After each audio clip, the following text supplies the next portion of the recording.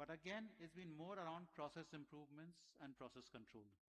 That has improved rather than a big leap in terms of technology itself coming in. But where, again, in 2G, there's been some traction. Pricing for 2G continues to hold back improvements in technology. There's not enough money on the table to justify it. There's investment which has been happening from state-owned enterprises in second-generation biofuels. But what, again, something which has worked well is the way flex fuel and flex fuel hybrids have come in now in terms of vehicles, and not just prototypes, but actual vehicles getting rolled out is what we are seeing much more happening in India. And finally, some early green shoots which we see on green chemicals, green petchem, some early investor interest which we have seen, that is that seems to be doing well. What is stuck? EV charging is still stuck. EV charging is still not at a level where I get confident that if I'm buying an EV, I will be able to get charging facilities on a long run, on a long drive. CCS, we still haven't cracked it. And no, even our early pilots haven't been doing great. SAF, a lot of interest, but again, not enough happening on the ground, but I think that will change more rapidly. What is exciting? Like I said, green chemicals, green petchem, a new thing which we are working right now, which you're seeing happening, seaweed to crude. That is something which is looking quite interesting. 3G ethanol, hopefully we'll get it right. And some of the things which we are now hoping to see on SAF. So those are things which excite us. So quite a spectrum is what you painted, Kajal, from India perspective. Frederick, from global perspective, how do you see the debate? What are you excited about? What remains challenged? So look, first I would step back maybe a few years and go through the narrative of the energy transition, right? If you step back 6-7 years, a number of scenarios were depicted out there, and the majority of them were forecasting a transition that should take 20 to 30 years, and everybody would be happy reaching net zero by 2050, and from there you build your models and you build phase out of fossil fuels, scale up of renewables, hydros, sustainable aviation fuels, hydrogen, you name it, right? So these scenarios were in place and in many ways were the foundation for many of the investment decisions, or at least many of the strategies that governments and companies put in place.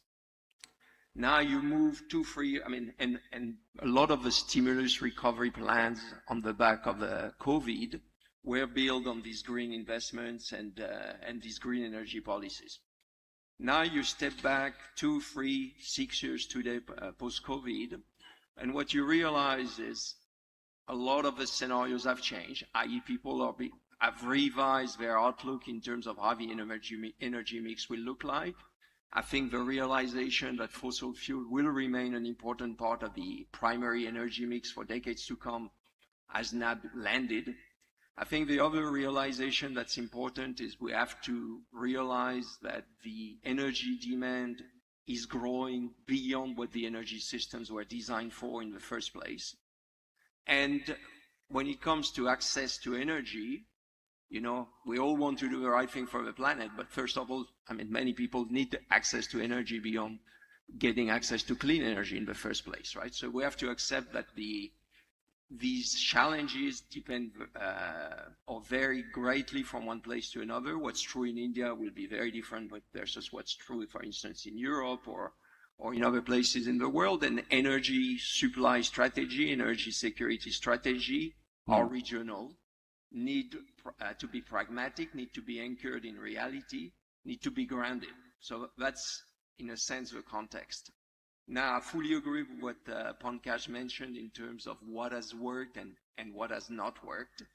I think there's the harsh reality that many of us have realized is that a lot of the green energies, for lack of better words, heavily rely on policies, incentives, but that means someone has to pay for it. And when you look at the variation of the evolution of the cost of capital in the last 5 to 6 years, it's been quite drastic. whether you go to Europe, whether you go to China, whether you go to the US, for instance, you look at tremendous variations in cost of capital. A lot of the investments required behind this energy transition are extremely capital intensive, meaning you have to deploy a lot of capital and your returns will be in the form of, let's say, a rent over very long term. Today, public capital has to unlock private capital in so many ways associated with those. It's true in renewables, it's true in CCS, it's true in hydrogen, it's true in sustainable aviation fuels. You will not unlock private capital unless public policies and, in a sense, incentive are allowing companies to take FIDs on those projects. And when you look at what drives C-level, board-level decisions in private companies, a business case has to be there, project finances has to be there, the bankability of projects has to be there. And in many environments, and in a sense, India has unique opportunities there, but there are many places around the world today where projects are not bankable on their own. Without massive government subsidies, projects are not bankable. And that's a reality that has landed in a very cold way, in my opinion, and which is why we've seen across the green energy space a lot of companies going bankrupt simply because projects were not bankable. So I think it's quite a different in the average view. So we're talking about transitions. Of course, we can't stay away from geopolitics. So maybe let's just we dive into that a bit. So if you look at geopolitics, tariffs, consequent implications on supply chain disruptions, and of course, you overlaid on top of that capital constraints and capital becoming more expensive. I think that puts a lot of constraints on the cost competitiveness of many of these technologies. So if we take a company lens, and maybe I'll start with you, Frederic, to begin with, how are companies now changing their focus or finding different ways to prioritize in terms of where they should focus their investments on and capital allocation, despite all of these uncertainties? So what is changing in terms of the company focus and prioritization? Yeah, that's a good question. So not to get too deep into geopolitics, what I would say is for us in SLB specifically, I'll speak on behalf of SLB. I mean, geopolitics have always been a heavy part of what we have to look at as a company because, you know, we've been supporting the oil and gas sector for 100 years. And obviously the oil and gas sector has always been subject to geopolitical risk in some shape or form, right? And for instance, when we look at 2025, when we started looking at the 2025 plans and the risk associated with the business, geopolitics was the number one by far, because half of the world was going into elections of some shape or form, not to account for some of the changes in administration that took place, that obviously had huge momentum behind some of the policy shifts that we have seen, right? So for us, if you want, we look at geopolitics very closely. You mentioned tariff in your introduction statement. That's something that obviously as an organization, we have to take as part of a key attributes of running our business, which means that we're trying to hedge our risk on a global basis. We're trying to hedge our risk across policy spectrums. And from a logistics and from a capital allocation standpoint as well, we're trying to hedge our risk. So today it's fair to say that despite being a global company, we're having a very regional approach to capital investment decisions. We're having, I would call it a technology approach to capital investment decision.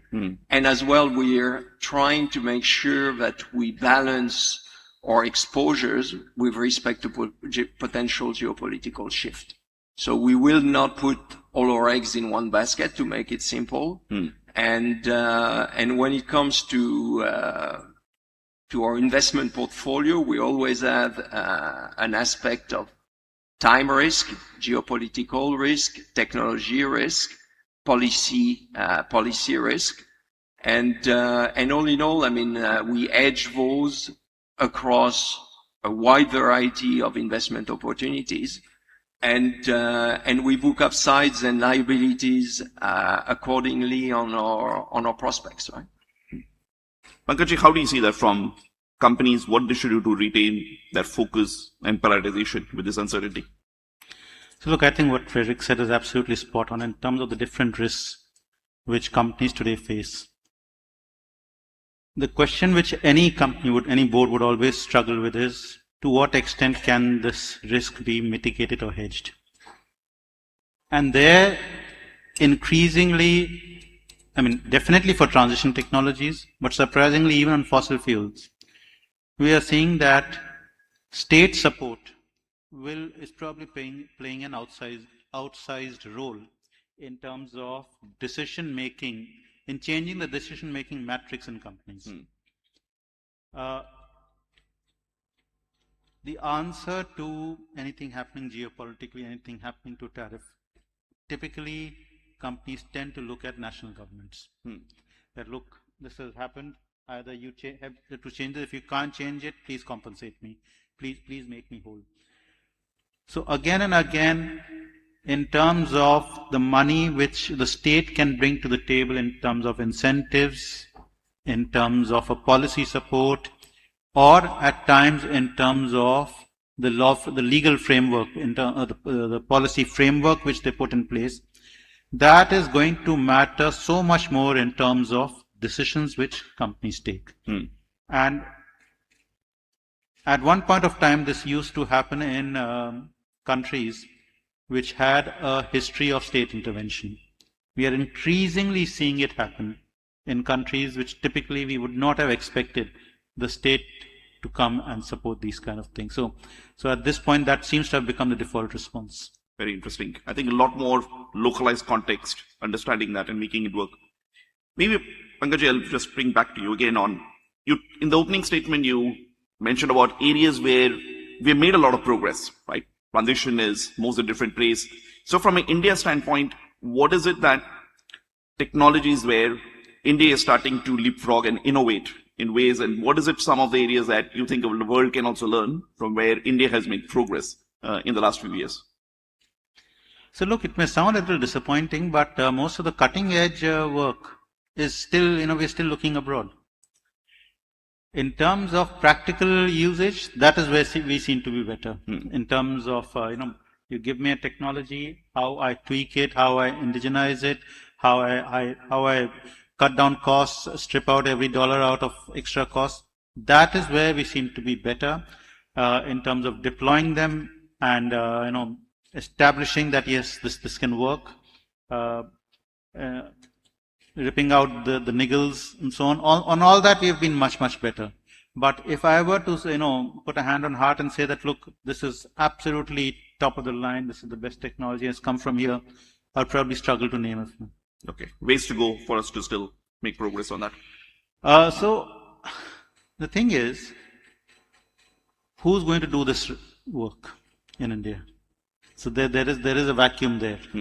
Because if I'm going to expect state-owned enterprises, or if I'm going to expect the private sector to do it, I don't think we've got the ecosystem for that. Very interesting.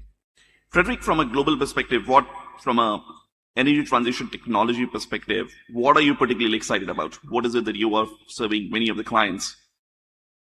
So look, then I would step back to what we do as SLB, what the majority of the company does, which is to be an energy service company and supporting E&P operators, exploration production operators, with respect to oil and gas production, right?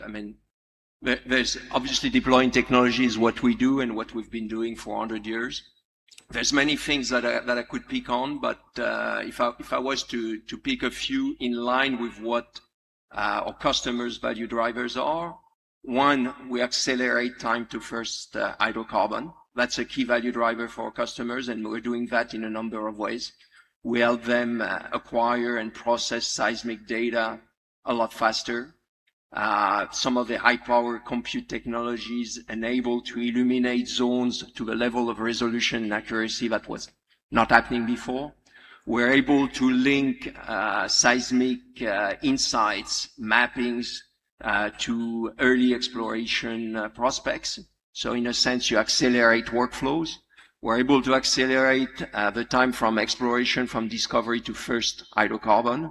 So this creates value to customers, and a lot of it is leveraging artificial intelligence nowadays. The industry has is fortunate enough to have access to a lot of data. So artificial intelligence is surely disrupting the industry.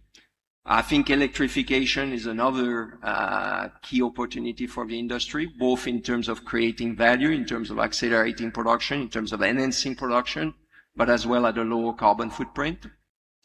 And if I was to pick one main opportunity that I see for the industry at large, it would be agentic AI. I mean, we do see transformative potential from agentic AI when it comes to observing, planning, generating, because obviously agentic AI leverage generative AI, acting and learning.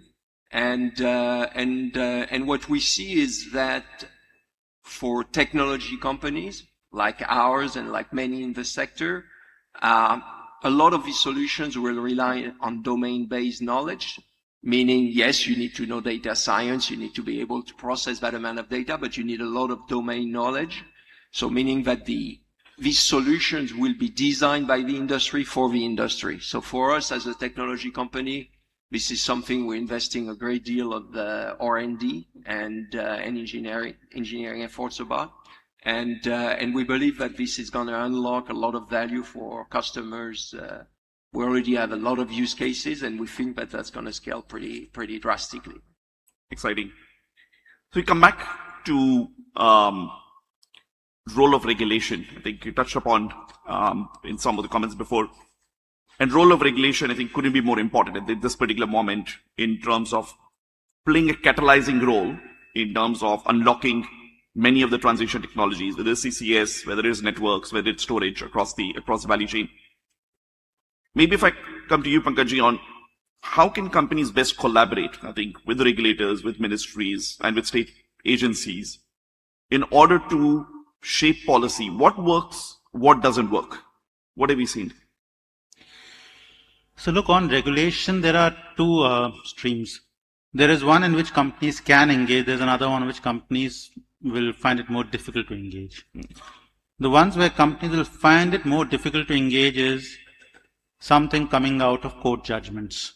So let us say, particularly in India, we've seen this. You can go to court and, argue that around the world, companies are conspiring to make sure that citizens don't get clean air.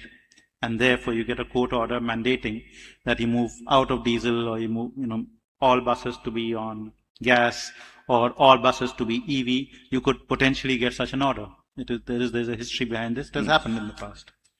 Now, I don't see companies being able to influence that process too much, because that's an autonomous process. It's going to happen. Where companies will have a role, or where companies will be heard, will be much more on the government side and on the regulatory side. That yes, a regulator comes up with certain ideas, or a company comes up with certain, or a country comes up with certain ideas in terms of what can be done.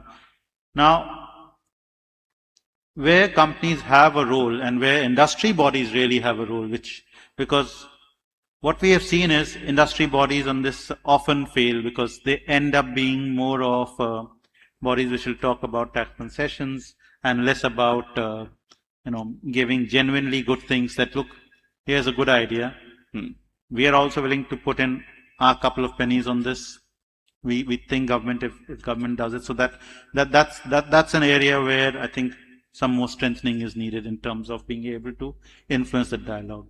But the second is to be able to bring in more and more international experience, international case studies to government's attention in a manner which is not just about, okay, here's a set of papers, please read them, but to actually demystify it and say that, look, we think this can be done. We are happy to go along with you and do something ourselves, but we are also happy to handhold anybody in government who's interested. So there is space for that. It's a space which is currently less occupied. Okay. Frederick, how do you see that from collaborating, I think, with regulators from a company perspective, I think, in order to shape policy from the other side? So look, so first of all, as a company in general, we have an anti-lobbying policy, which means we don't actively lobby. On the other hand, we do provide, I would call it unbiased feedback to regulators, eventually to governments, in terms of what we believe can help capital allocation behind some of those initiatives, and eventually what can be the hurdles or the no-goes and the red lines that actually prevent those. So we're actively providing feedback either directly or via industry bodies. When it comes to some of the topics we've discussed earlier on this panel, I mean, we've volunteered quite a bit of feedback, whether it's in India or in other jurisdictions, around the need for policy and incentives to actually be aligned, which has often been a challenge, especially behind hydrogen, behind carbon capture and sequestration. So we've provided quite a bit of feedback, and in general, what it comes down to: how do you unlock capital deployment?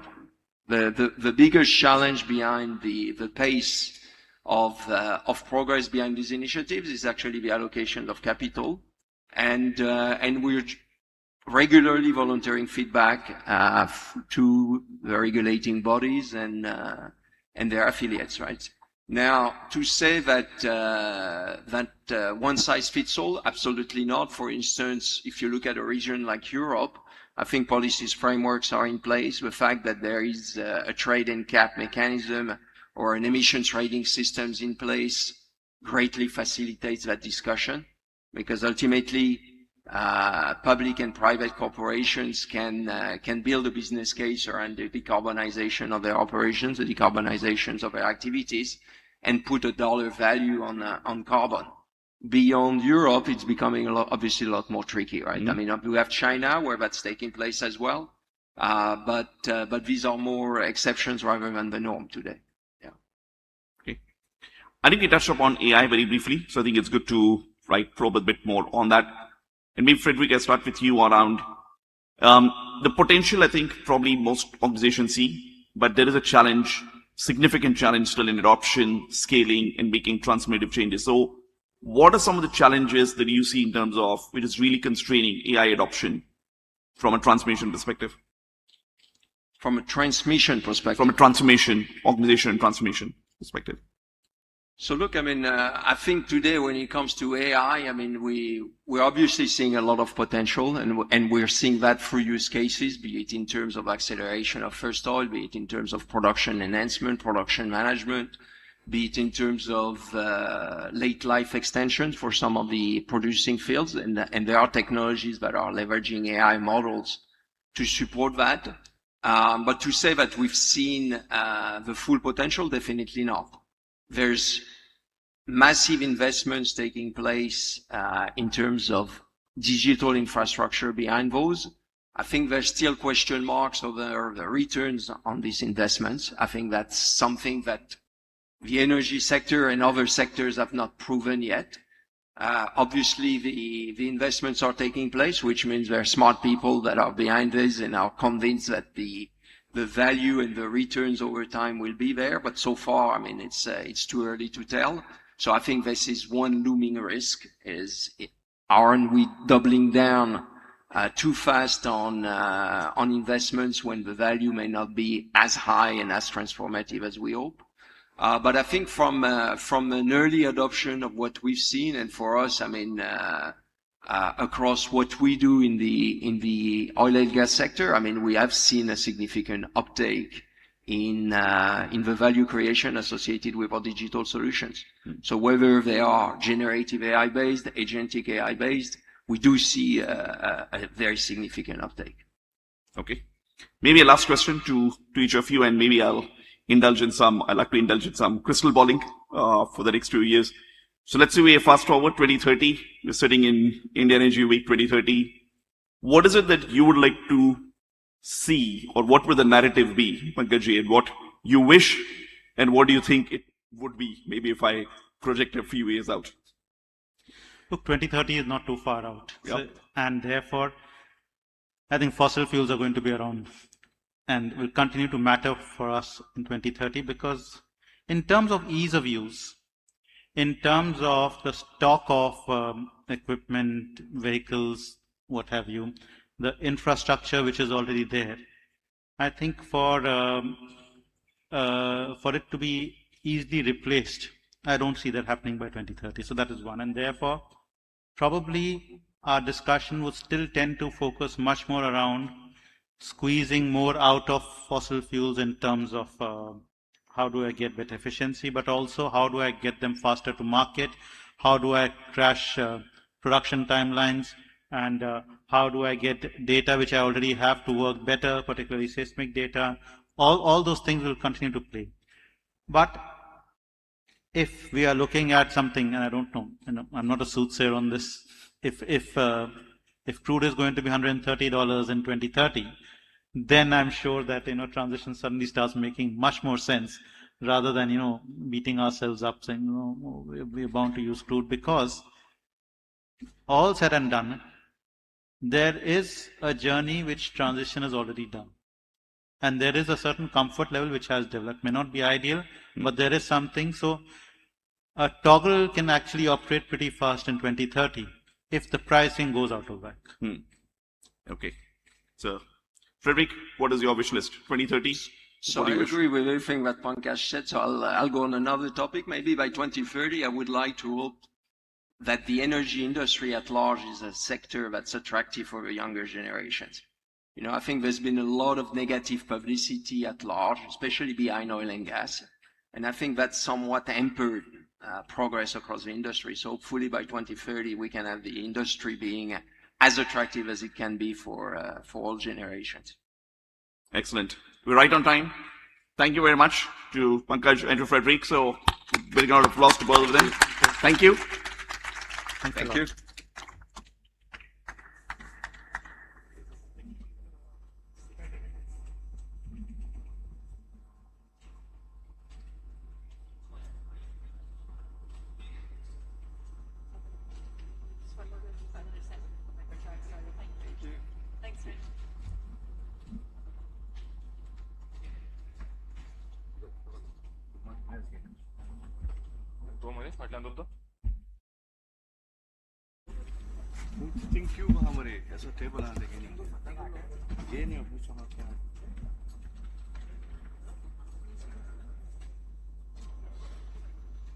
Her name is Katie.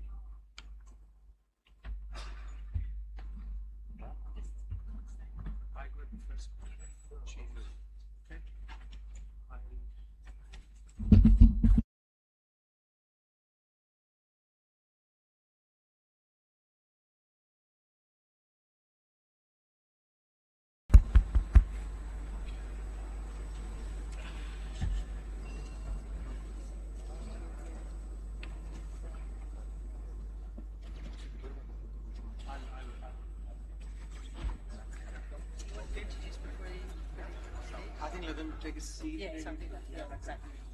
I know. Yeah. So we'll come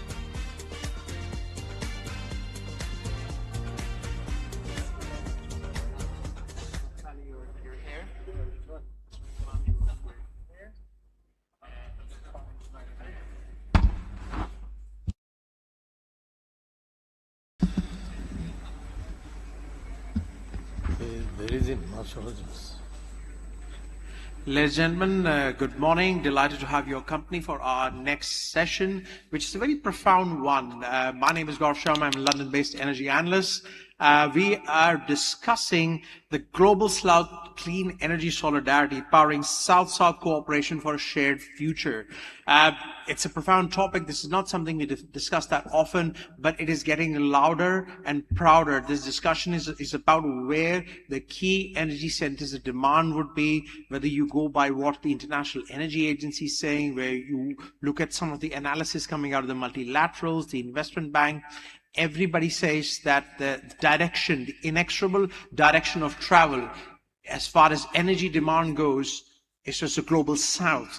Yet there are complexities within. Of course, the global south aspires to have clean energy, to have renewable energy, but tied into that is that there are divergences in the global south, from Pacific Islands to a nation like India to Latin America. So perhaps to navigate the the current waters and to peer into the approaching horizon, we have an all-star cast of eminent panelists joining us today. Firstly, joining us is His Excellency Professor Al-Muttasim Ibrahim Ahmed Ali, who is the Minister of Energy and Petroleum from the Republic of Sudan. Welcome, sir. Thank you. We have His Excellency Ralph Regan Vanu, who is the Minister of Climate Change, Adaptation, Meteorology, Geohazards, Energy, Environment, Disaster Management of Vanuatu. Welcome, sir. And we also joining us is His Excellency Indramani Pandey, the Secretary General of BIMSTEC. Delighted to have your company. Gentlemen, great topic. We have an hour or so to navigate these complex waters and to try and, for the benefit of our audience, delve into what is a very important topic. So Professor Ali, if I may please start with you, sir. What are your thoughts about the approaching horizon as far as the energy demand goes for the global south? And of course, as I mentioned, we may call it the global south, but your concerns as a nation would be very different to, say, India or a Latin American nation. Okay, I'd like to thank you, Mr. Presenter, and the audience as well. And I would like to shed some light on defining the global south first. It's just like there are key characteristics of the global south, as the presenter might have mentioned. There is a history of colonization, unequal trade relations with the Western powers. I don't call it exactly Western powers, but it's the other side of the story. And they share all the South, or maybe most of the South, they share the underdevelopment and dependency and struggle for political and economic sovereignty. I'm not talking specifically about my country, but most of those countries which are pertained as South, they are also having some economic indicators as lower GDP per capita, higher poverty rates in a way or another, and greater economic inequality. They rely on agriculture, raw material, rather than productive exports, and labor-intensive industries. They also have some influential political factors plagued by instability, weaker governance, and less influence in global institutions like the UN, maybe in a way or another. And I think when you try to engage South cooperation, Sudan, as specifically as just like the Minister of the Energy, has partnered mainly with countries from the global South. And that's an experience which is worth mentioning. Like we partnered with China, India, Malaysia, Saudi Arabia, and others from the global South, where you just like be aligned to the global South as per se. Social and development issues, higher burdens related to healthcare, education, infrastructure, and climate vulnerability, which actually necessitates the cooperation between the south to south. Often experience rapid urbanization. We are suffering, like in most of the cases, I'm speaking mostly like about the African side of the south, which is like urbanization, environmental degradation, but that's might be dealt with in the recent years, and demographic use bulges. So you'll find unemployment and all those kind of things. So we have, going through those historical context, we are moving towards the indigenizing the clean energy. And as per se also, we have to leverage our natural and human resources. I don't want to continue that much, but anyway, I'm going to describe how are we going to indigenize clean energy.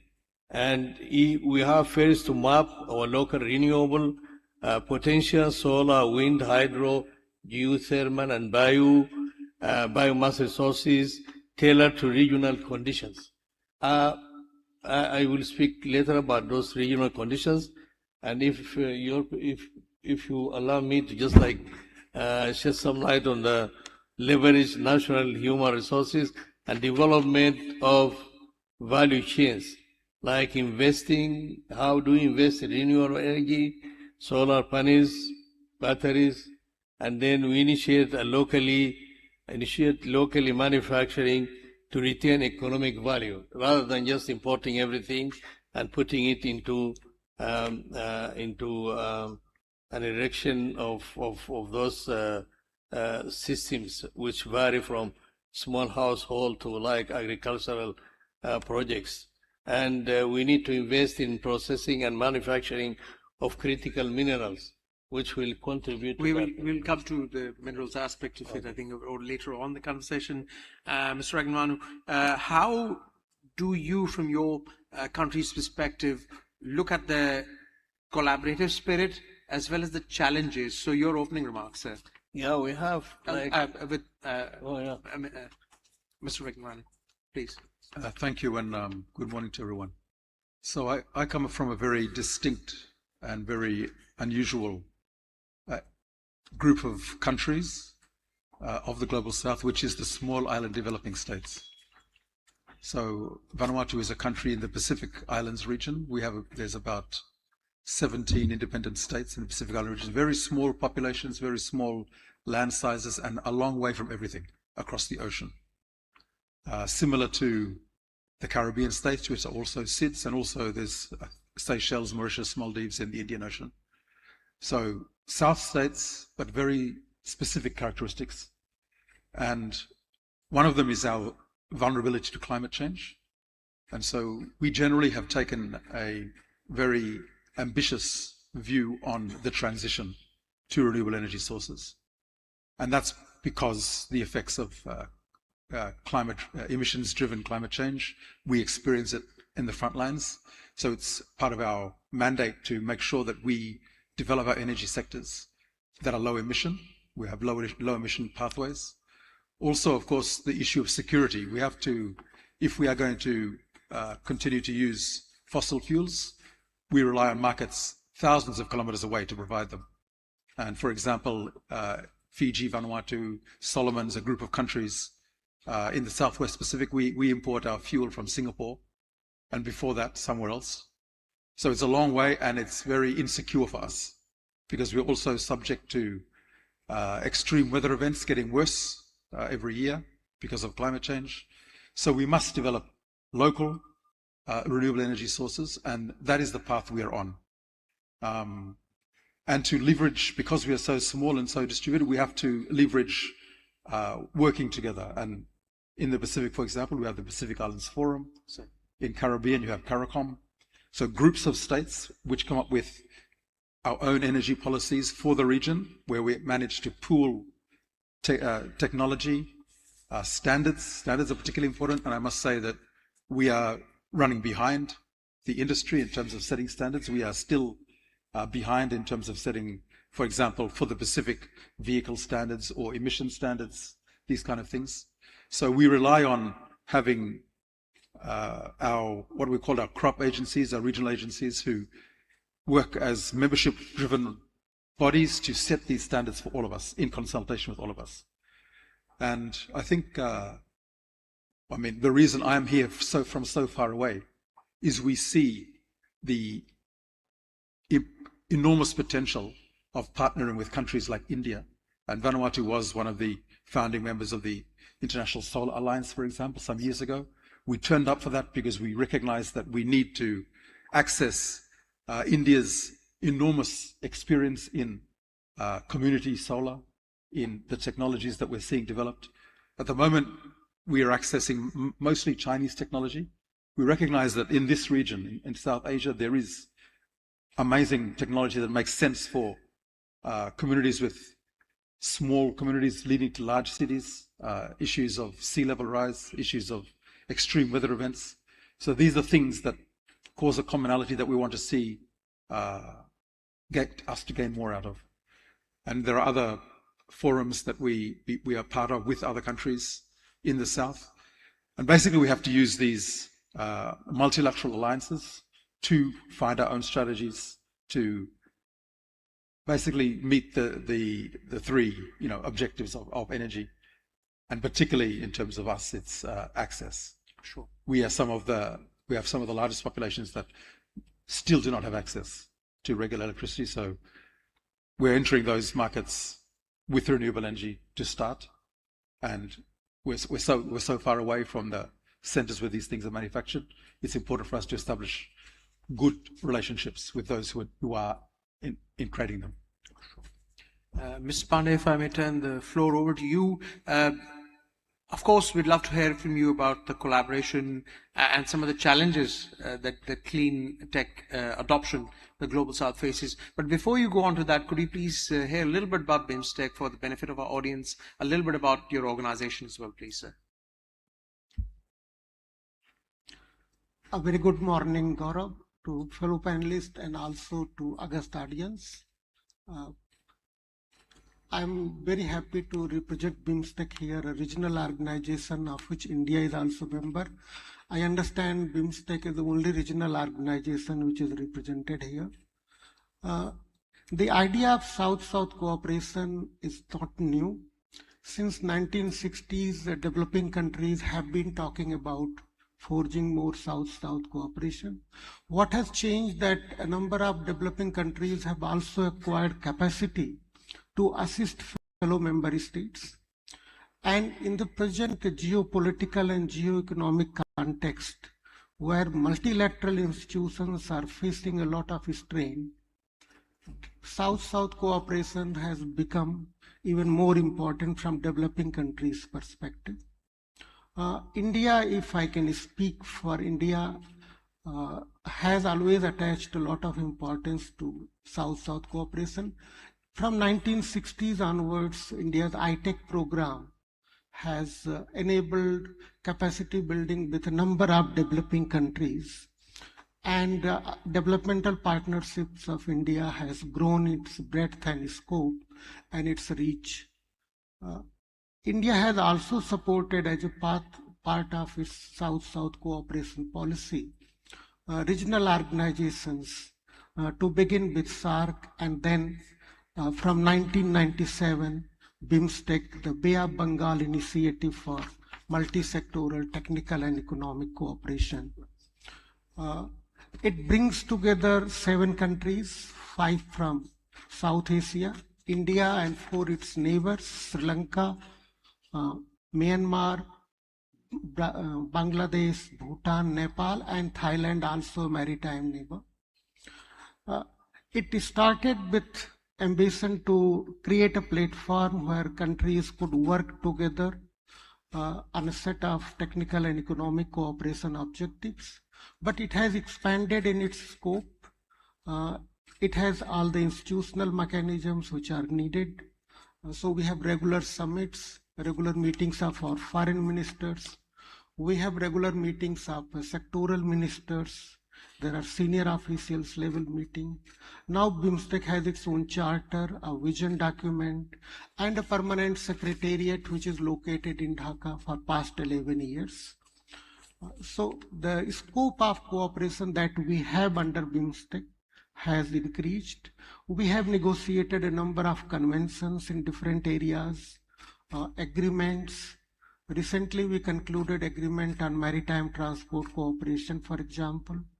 We have signed a number of MOUs, and also we have opened centers of excellence. There are 3 centers which are already functional.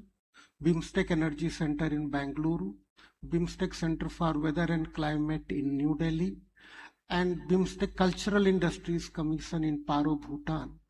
But there are 8 new proposals to create another set of centers of excellence by our member states.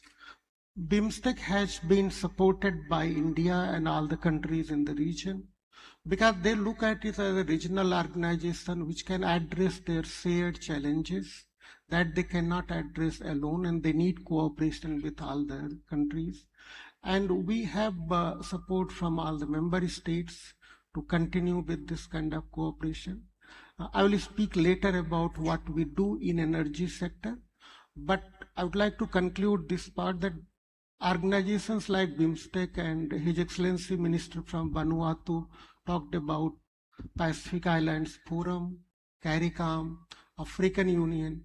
These regional organizations are actually the very important instruments for forging South-South cooperation, because when we talk about South, we are looking at 125 or more countries, and there is no single organization where all these countries are together.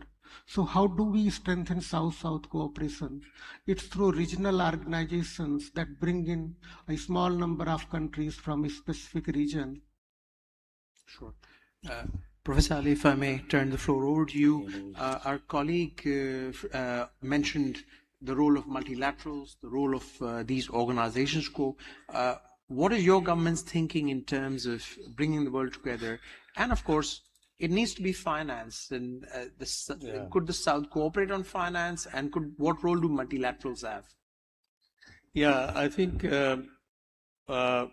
before I answer your question, I would like to shed some light of the situation in my country, which actually enhance, the south to south and on the renewable energy. You might actually know that we have been through a conflict for the last 3 years, and our infrastructure pertaining to energy has been largely affected, and there is a large extent of destruction. So we have to rebuild that energy sector in collaboration with our partners, our maybe neighbors, and our institutions which we think that they are ready to help. And we have to foster South-to-South cooperation in that regard. So we share knowledge and technology, because also we need the enhancement in that area, and we should create some sort of a leverage from the energy markets like the Asian power grid and the Africa single electricity market to enhance our resilience and optimize our resources.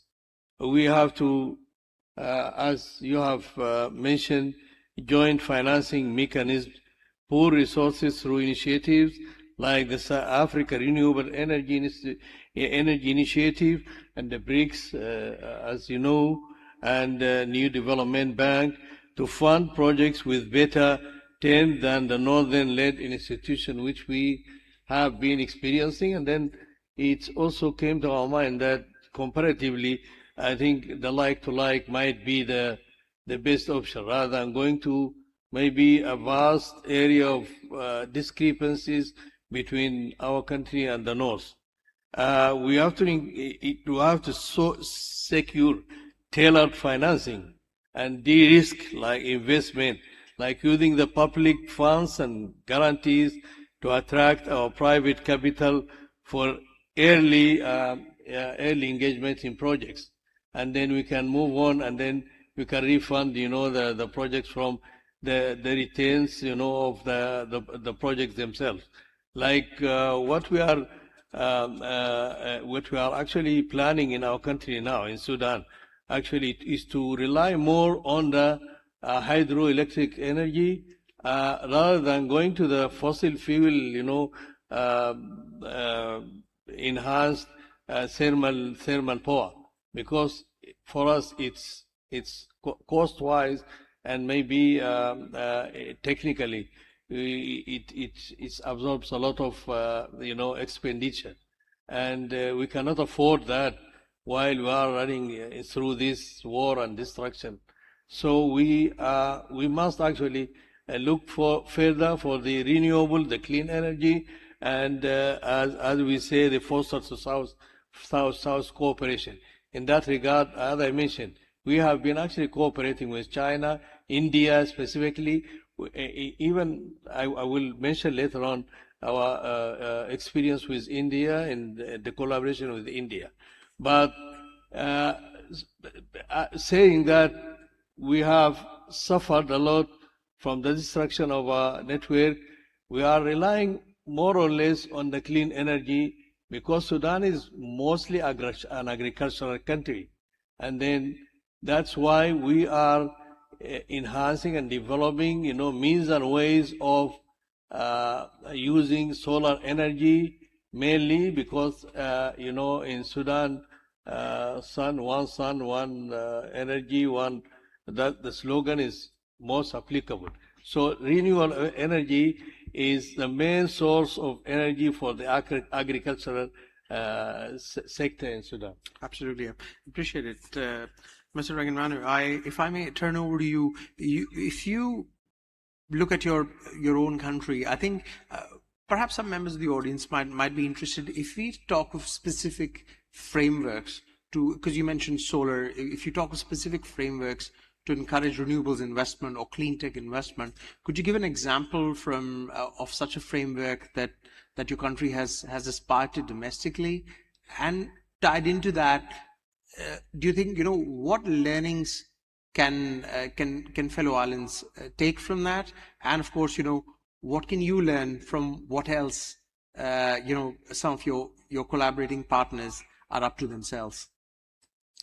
Thank you. So I think one mechanism that has been quite successful in my country is we passed legislation in Parliament to establish a National Green Energy Fund. So this National Green Energy Fund was able to take aid funds, donor funding, also private sector funding, and blend them to create products to encourage the uptake of new electrical, particularly electricity products, to expand access. Because we have an ambitious target of 100% access to electricity by 2030, which requires a mix of grid systems, but also home systems, community systems.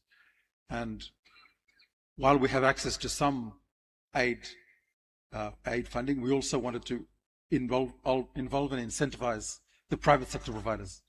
So I'll give you an example. We are now working on a few hybrid solar hydro systems. We put out an international tender. A company from Sri Lanka actually got the contract to build that, and that's being built right now. It'll be commissioned next month. We were able to blend finance from the Vanuatu government, the private sector, also the Japanese aid funding, technical assistance from GGI, which does a lot of work with our governments. That's a member-driven organization that is very useful in advising us on setting standards and so on.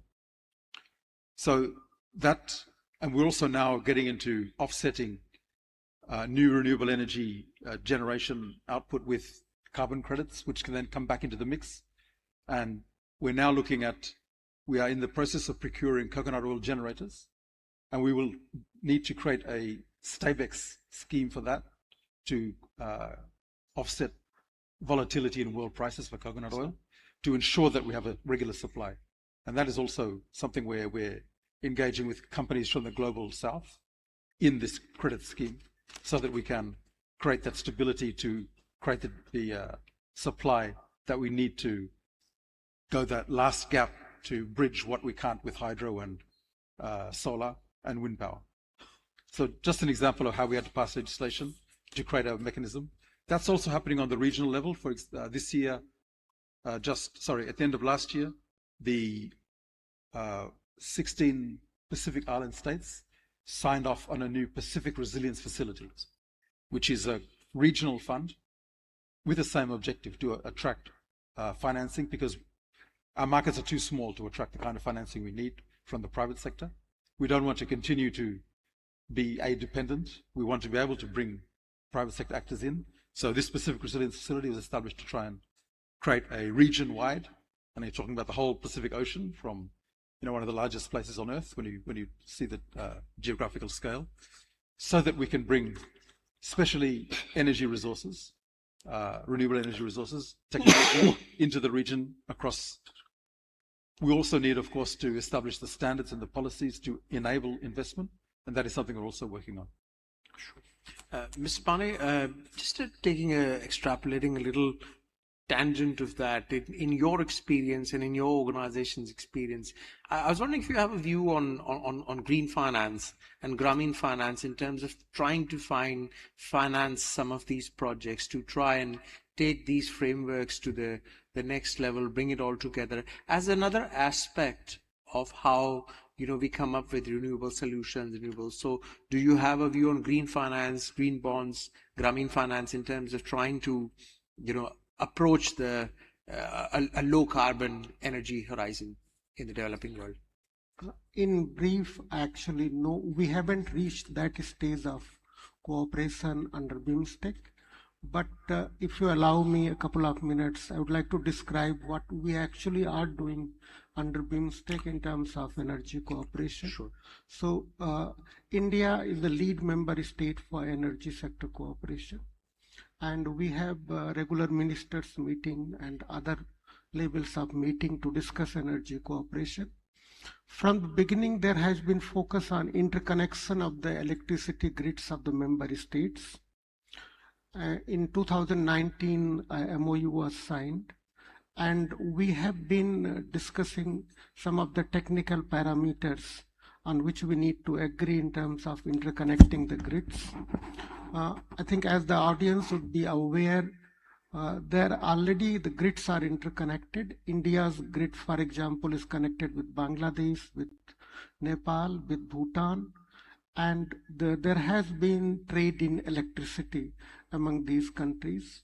So there is a strong desire that we take this forward and connect with the electricity grid of Sri Lanka and also Myanmar and Thailand, because our countries face the same challenge of fulfilling the energy demand which has been growing, transition to green energy, and in the process of that transition, they need to use all the renewable sources of energy available.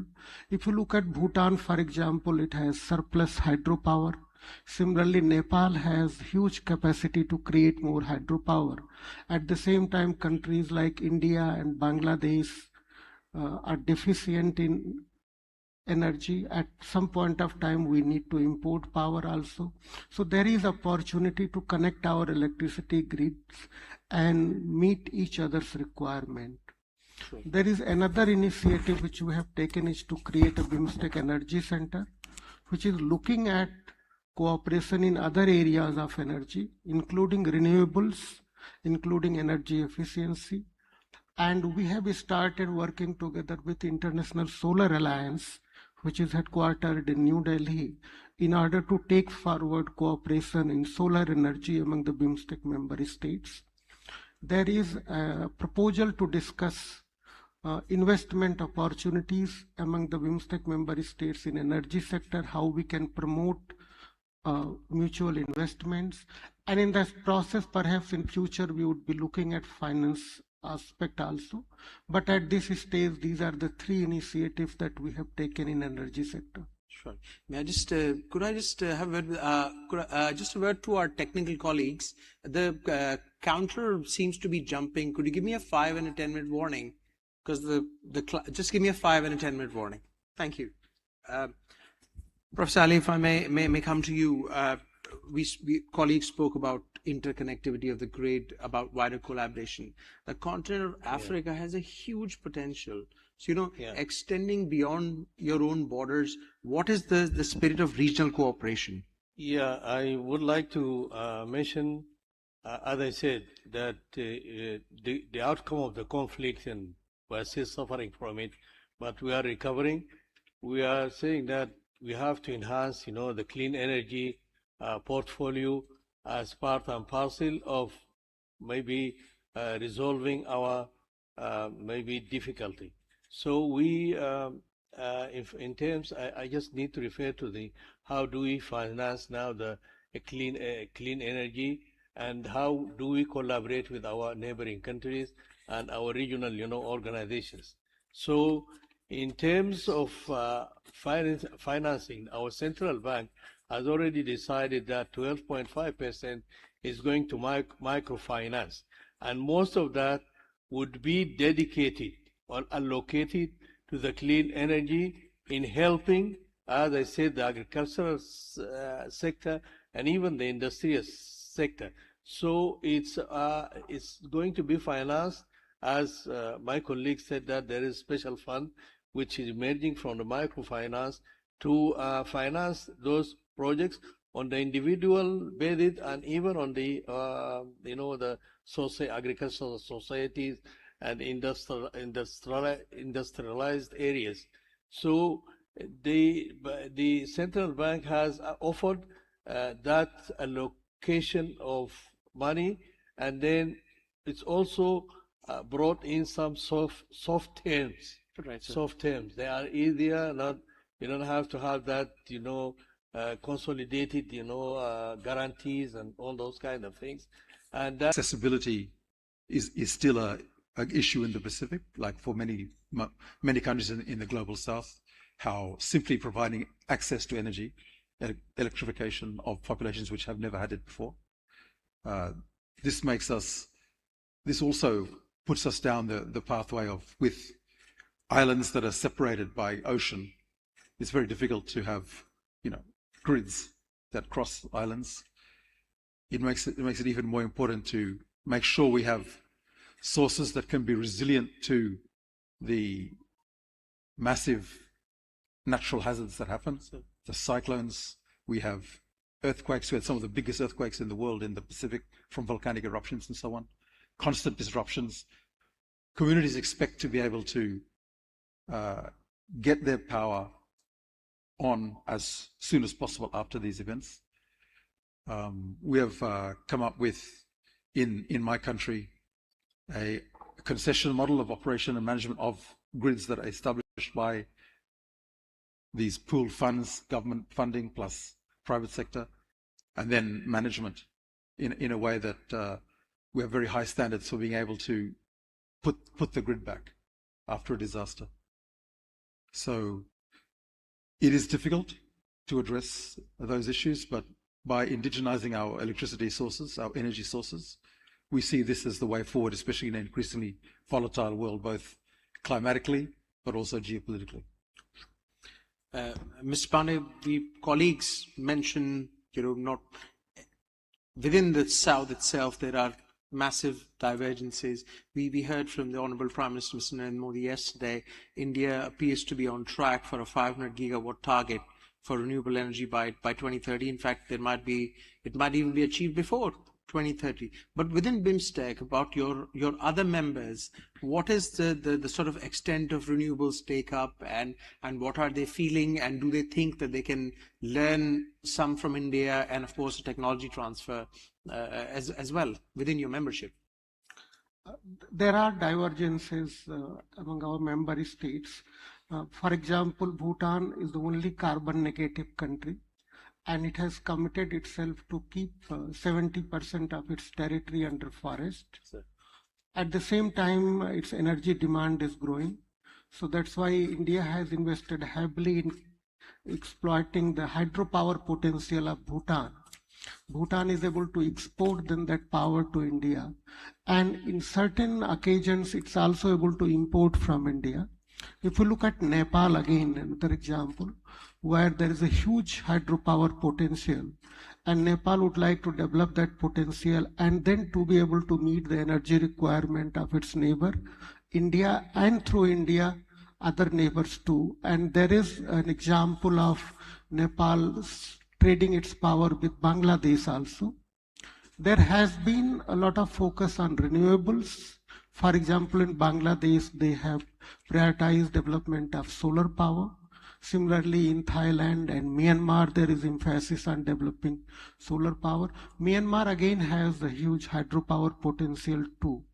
So that's why the BIMSTEC Energy Center is looking at capacity building of the member states in different areas, in enabling them not only to have access to technology, but other aspects of management of power too.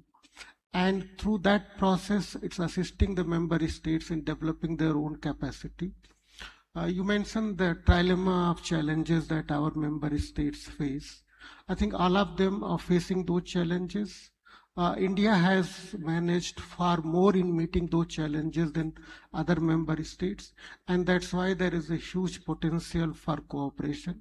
Some of that cooperation is taking shape through bilateral engagements of India with its BIMSTEC member states. And again, to remind the audience, all the 6 countries are India's neighbor. So it's also part of India's neighborhood first policy.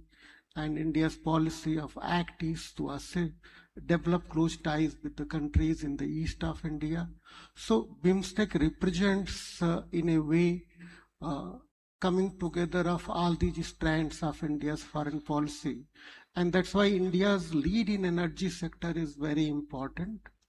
And if I may inform the audience that we are also in the process of creating a technology transfer facility, which will be located in Colombo. And this facility would then enable transfer of technology among the member states, which will assist our countries in accessing technologies which are important for their green energy transition, including meeting their requirement for reducing carbon footprint, for example. BIMSTEC Energy Center is going to focus a lot more on energy efficiency cooperation, because through energy efficiency, we all know we can reduce our carbon footprint by 20 to 25%. So countries are working together in various ways to meet their energy challenges, and India's leadership really matters a lot in that process. Absolutely. Professor Ali, may I ask you, you mentioned some of the challenges, the complexities, and your own, internal issues. The recent COP in Brazil, these very issues came up that we are discussing, affordability, etc. Do you think your country's voice was heard? What were your takeaways from what happened in Brazil, in terms of the direction of travel for the energy mix and some of the challenges you face? Yeah, I would like to say that we have actually realigned our strategy to save our situation. So on the agricultural side, we are mainly moving towards clean energy. So that, as I said, there is a new regulation in place. There are soft terms of financing. There are also removal of all the customs and charges from the equipment and the accessories of the energy. We will have plans also to industrialize, the components and the of the energy, mainly solar energy, because in Sudan it's between maybe 12 to 16 hours a day. We have sun available, so we concentrate on that, EV and the solar energy. In terms of the challenges we are facing now in our country is, as you said, the energy mix, so that we can say that priority of clean energy is for the agricultural, because in my province itself, we are now, farming about something like 700,000 acres this year of crops and, the feeds of the vegetables and all the like. So we need to bring as much clean energy as possible. and it should be a reliable kind of energy which can be accessible without much expensive, paraphernalia. So that's the issue of dedicating the renewables mostly to the agricultural sector. But it can be more affordable for the industrial sector to use the fossil fuels and the thermal energy and a mix of hydropower. But the hydropower is mainly also now is like tailored to suit the residential requirements and the main institutions like water and educational schools and the health institutions. So that's something like we are always looking after, and then there are a lot of challenges which I can abbreviate in a short term. I will say that we have the challenges. There are challenges to overcome now. They are like the costs and access to capital. So we are, as I said, we are using public funds in a way or another. And then depending on imported technology, that's what we are now having a very vivid, strategy to start, manufacturing those components. Fragmented markets and weak grid, the grid infrastructure, which was like destroyed by the militia who are fighting the government. And we, in terms of policy inconsistency, we are dealt with, and then we have a regulation now which govern the specifications and the capacity gaps in technical. We are collaborating with our South partners like India and other countries. Okay. Sure. Thanks. Mr. Rangamanu, again, as Professor Ali said, there are investment challenges, unique investment challenges, and of course there's this throw in the mix of it are COP talks. So what was your reading of what happened in Brazil, and were you was Vanuatu's voice heard or not heard, or you left with mixed feelings? And layered onto that a sub question saying, how do we look at the approaching horizons? You're cognizant of the challenges you as a nation face. First, square the international dialogue, what we heard at COP, and secondly, how do you then say, well, look, this is a complex situation. We've got to get our own house in order and see how we view the future. Thank you. So at COP, it's a good illustration of how we as smaller states have to work together. Sir. So Vanuatu is part of the Association of Small Island States, IOSIS, which is a negotiation bloc within the G77 plus China bloc in the COP process. And although, of course, we have, as we've been talking here, in the Global South, we have very divergent, different scales of economies, but that is the negotiation bloc that we are part of. And there was a fundamental, I thought, a very deep divide at COP30 between this idea of the Global South demanding the finance that the Paris Agreement had promised for the just transition, for energy transition, but also the imperative by mostly it was the EU saying, okay, we need to transition, all of us, and then the Global South saying, well, where's the finance for it? Sure. And this is something which we feel acutely as SIDS that need to make that transition and are looking for the finance and technology for it. And is one of the reasons I come to a forum like this, because we're looking everywhere, including in the South, for that. And we didn't see, we always come away from the climate UNFCCC COPs feeling disappointed with the outcome.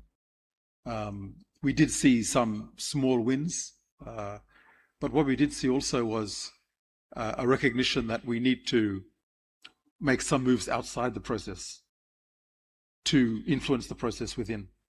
And there are Vanuatu as a small island developing state. We are a member of a number of coalitions of the willing. And this is a way we see South-South cooperation also. Countries coming together to say, okay, we need to set standards. We need the renewable energy piece, the financing. I'll give an example. The Global South Renewable Energy Fund is one of these mechanisms we become part of, we become members of, we pay membership fees to, with the idea that this pool can attract other funding for that energy transition that we need. And so while the actual outcomes from the COP, the political outcome was maybe not necessarily as pleasing as you wanted, what was important was that meeting of the groups that we're able to do in the Forum of Belém, these like-minded groups.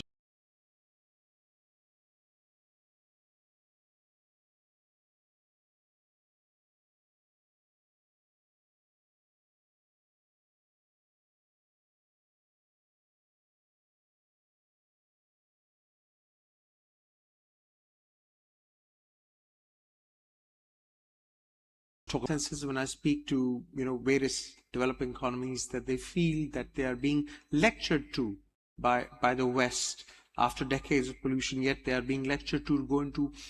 What is your reading when you meet? Do you feel a sense of frustration in the South that the West is talking too much, but the talk is not met with action, and they simply seem to be lecturing the South about going green? BIMSTEC wasn't represented at yes, I appreciate that. Sure, yes. Because we have sought representation, and we are hopeful that next session will be present there, and will be then able to voice the collective voice of our 7 member states. In view of what you mentioned, the nature of the challenges that we face, I would like to underline the theme of this session: need for solidarity among the countries of the South, not only in terms of forging cooperation, but also when they are at the global platform, voicing their concerns together. And that's why I would like to draw attention to India's own initiative when it had G20 presidency of consulting twice during its presidency countries from global South, so that at G20 platform it could bring in perspectives of global South countries. So I think that solidarity is very important, not only in dealing with issues related to climate change, issues related to energy, but other aspects of development too. If we could recall, in 1960s we created a UN conference on trade and development, where we linked the developmental prospects of developing countries with access to trade, access to export markets. And now we need to strengthen the roles of organizations like UNCTAD, other UN organizations, the multilateral institutions, which are facing stress because of attitude of a set of countries. And it's in our collective interest as global South countries to make sure that these institutions remain functional, and we use them as a platform to voice our collective views, perspectives on the issues that impact all of us together. All the countries face the similar developmental challenges, and energy challenges lie at the center of those challenges. Sure. Professor Ali, I'm conscious of time, gentlemen, but just very briefly, we talk about cooperation. Honestly, in a word, are you really getting the kind of international cooperation that this panel has aspired to, and or the challenges still persist? Yeah, you're right. But I always say that, indigenized energy in the global South is about knowledge, needs, and it should be supported by equal partners. That's what I might take. Than dependency. By prioritizing the South-South collaboration, inclusive policies, and homegrown innovations. So these nations can transform their energy systems into engines of sustainable sovereign development. That's what I might say in the end of my absolutely, sir. Contribution. Mr. Raymanu, take it away, sir. What is your reading of the cooperative, collaborative spirit, or there are still some deep-set challenges? Of course, there's still challenges, but what we're seeing happening in the world today, we need to go in this direction.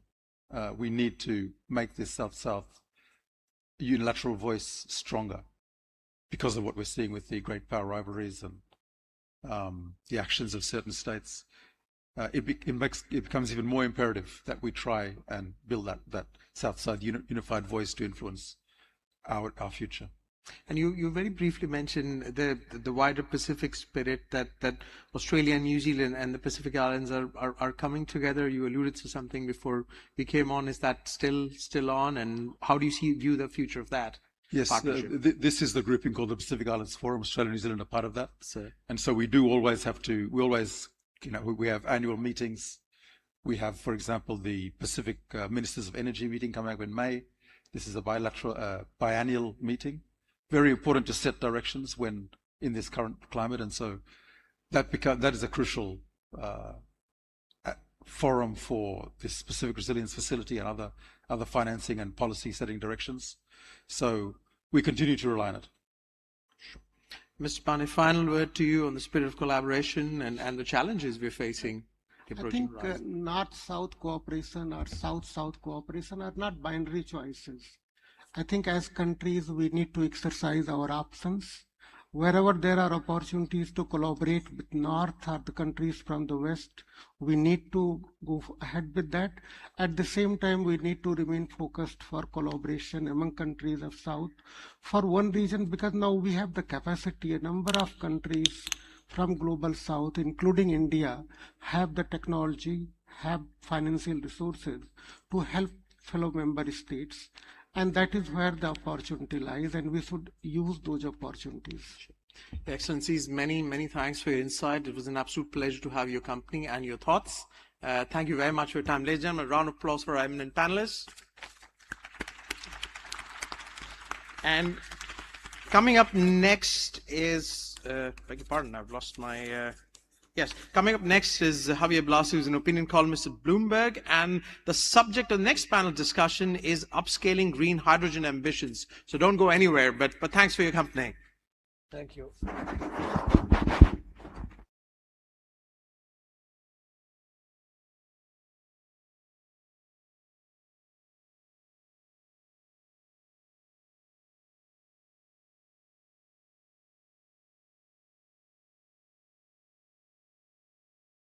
One more. Oh, okay. Quickly, you're running a bit.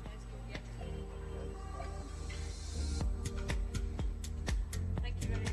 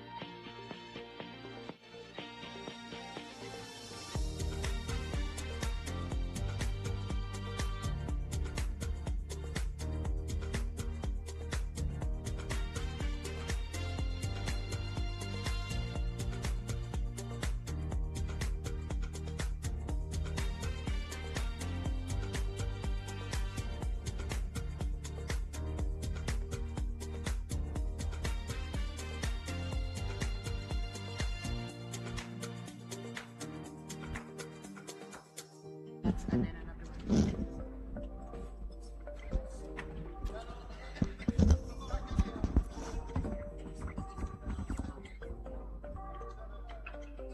And then what happens? And then there'll be a sixth one.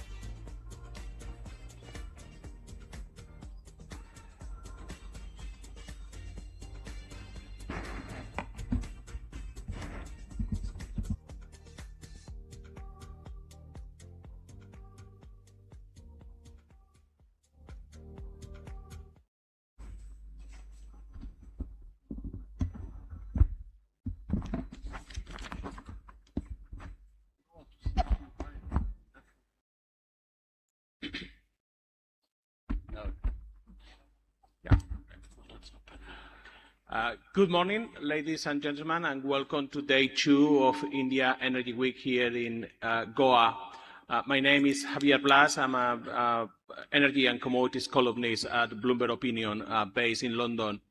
And it's my distinctive pleasure to moderate this morning a panel on the future of hydrogen and how to scale up the promise of green hydrogen.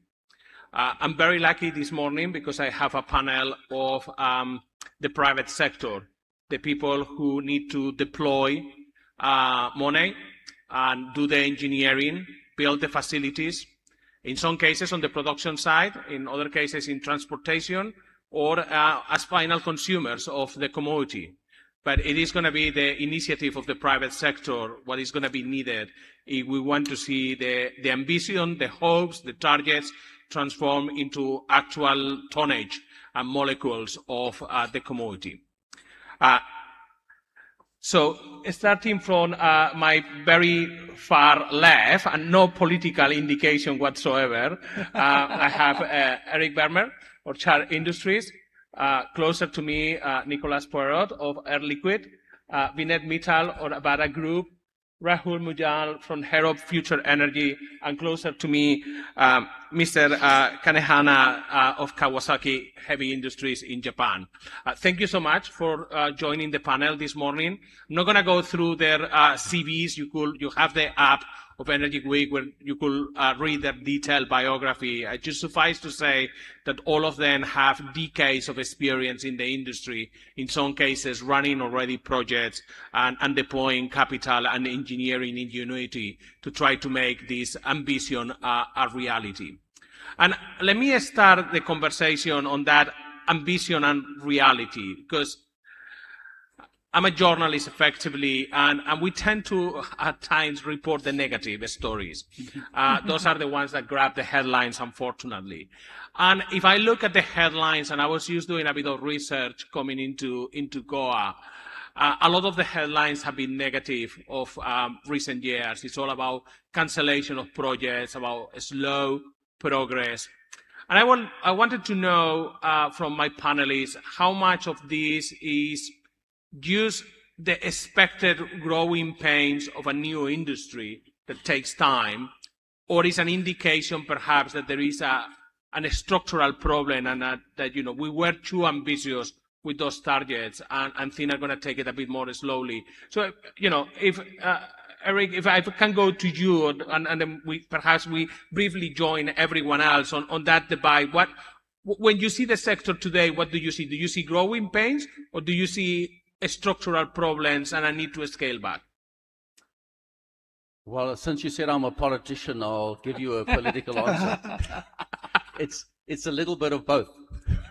No, I would say firstly, no doubt the hype in the industry that we saw from a few years ago, that has substantially calmed down. But I think the reality is that calming down is reflecting a maturity in terms of how we see the projects being developed. So we are seeing now that people understand we're through the hype, and people are focusing on the things that get these projects to final investment decision. And a lot of the projects that were in development are, pilot projects. We often had very big, presentations from people making a few kilograms of hydrogen a day. Whereas now, the theme of this is also about getting to gigawatt scale hydrogen. And that means that process will naturally take longer. There's a lot more to get right in terms of the whole regulatory environment, the infrastructure that supports the projects, the scaling up that gets them to be bankable. So it's a longer incubation time period. So I think it's a necessary maturation in the market. And we are now seeing real people that are planning to spend billions getting involved supporting projects. And we'll get the next wave of investment coming soon. Yeah, please. Happy to add on that. First, a pleasure to be here again. I'm covering a wide part of this region, and I'm always happy between, the ADIPEC and the Omanis and the other Energy Week, like Abu Dhabi recently, to always bring thoughts and to share and to listen to peers. because I think the first thing we should all admit is that we should be humble. We should be realistically optimistic as engineers, as business people, and that's the state of mind I'm today, you know. And here in India, where you are at the crossroad, like some other countries a few years ago, of the need of energy, but the need to do it with a climate-friendly path, but also the need to be competitive. I think some of us, whether in Europe, in Asia, in Japan, in China, in America, have been through that, learned lessons that we can use in India today. The need is the same in India. I see even faster solution in India on renewable power, different type of trajectory in India. And for a company like ours, Air Liquide, we are not an energy player, but we bring technology block that are essential. So whether it's ammonia cracking, it's CO2 capturing, whether it's, of course, hydrogen making. We are a big producers of gray, blue, green hydrogen already. And we remain very pragmatic.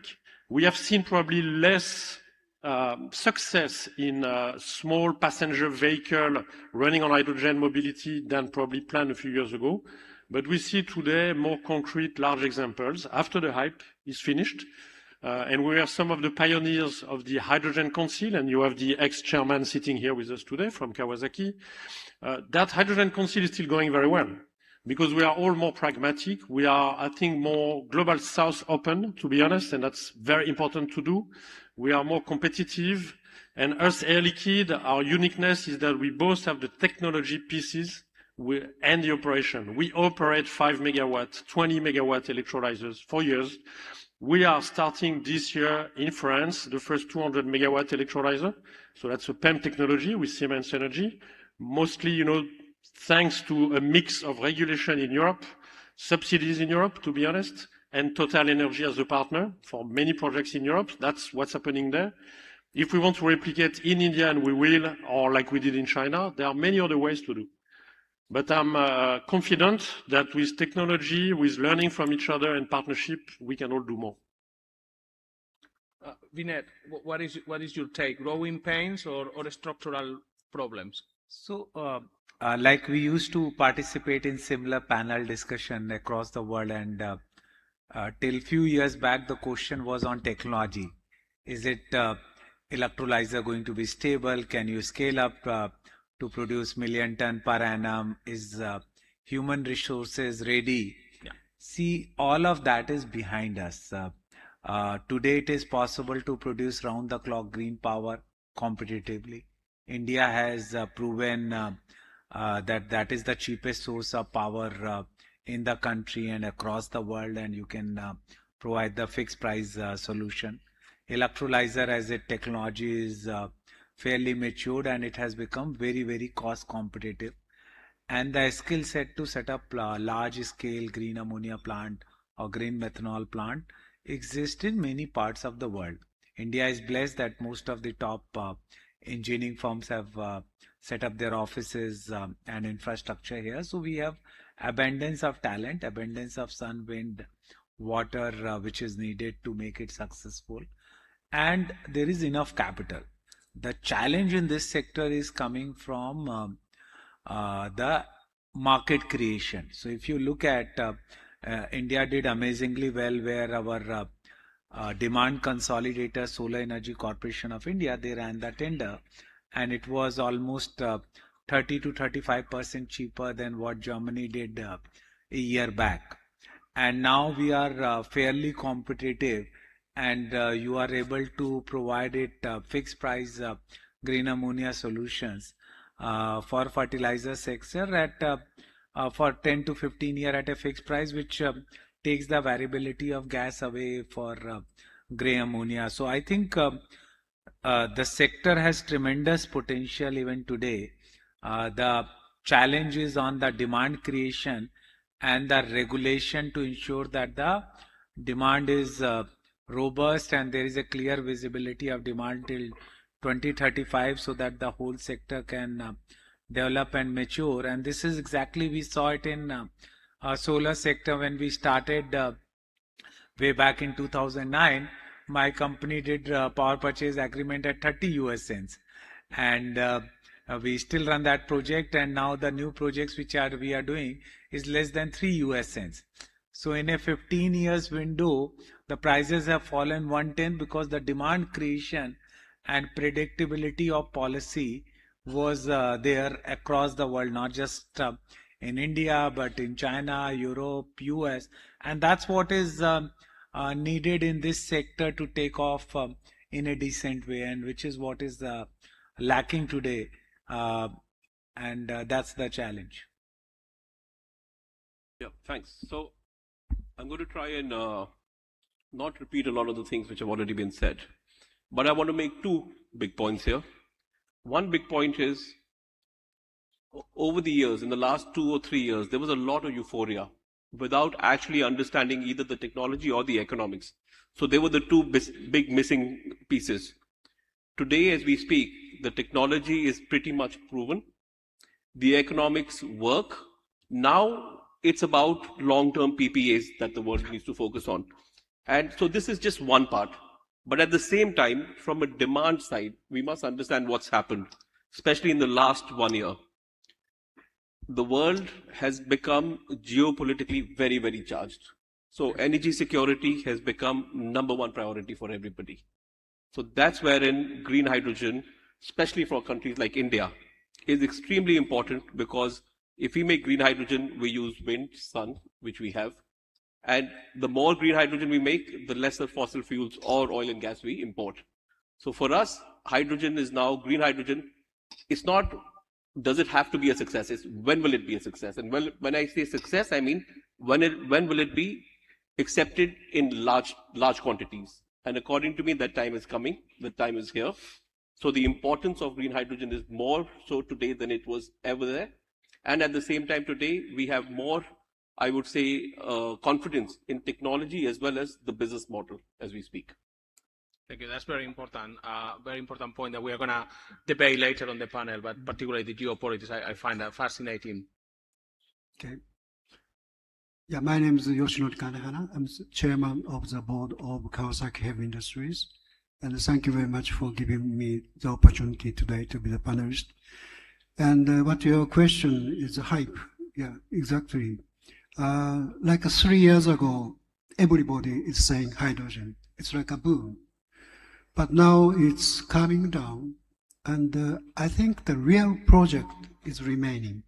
So I think this year is a real implementation of the project. Like the big one, NEOM in Saudi Arabia, they will start operation next year. And here in India, AM Green, I think they will start next year or year next. And they already have a off-taker, Uniper, German company, using ammonia. So Uniper will import 500,000 tons per annum from AM Green to Europe. So real project is remaining. And hydrogen can be made, as far as green is concerned, can be made in all over the world if the renewable energy is reasonably lower. Like Middle East, the lower solar energy, in India, solar energy, Australia, Chile, strong wind. But how to transport the hydrogen from country A to country B? Yeah. At the moment, ammonia, because ammonia is being handled 100 millions of tons per annum in all over the world. So they know how to handle ammonia. So they started the carrier, the ammonia. But as far as the carrier for the hydrogen is concerned, recently EU issued a technical report. What is the most efficient carrier to carry the hydrogen? It's a liquefied hydrogen.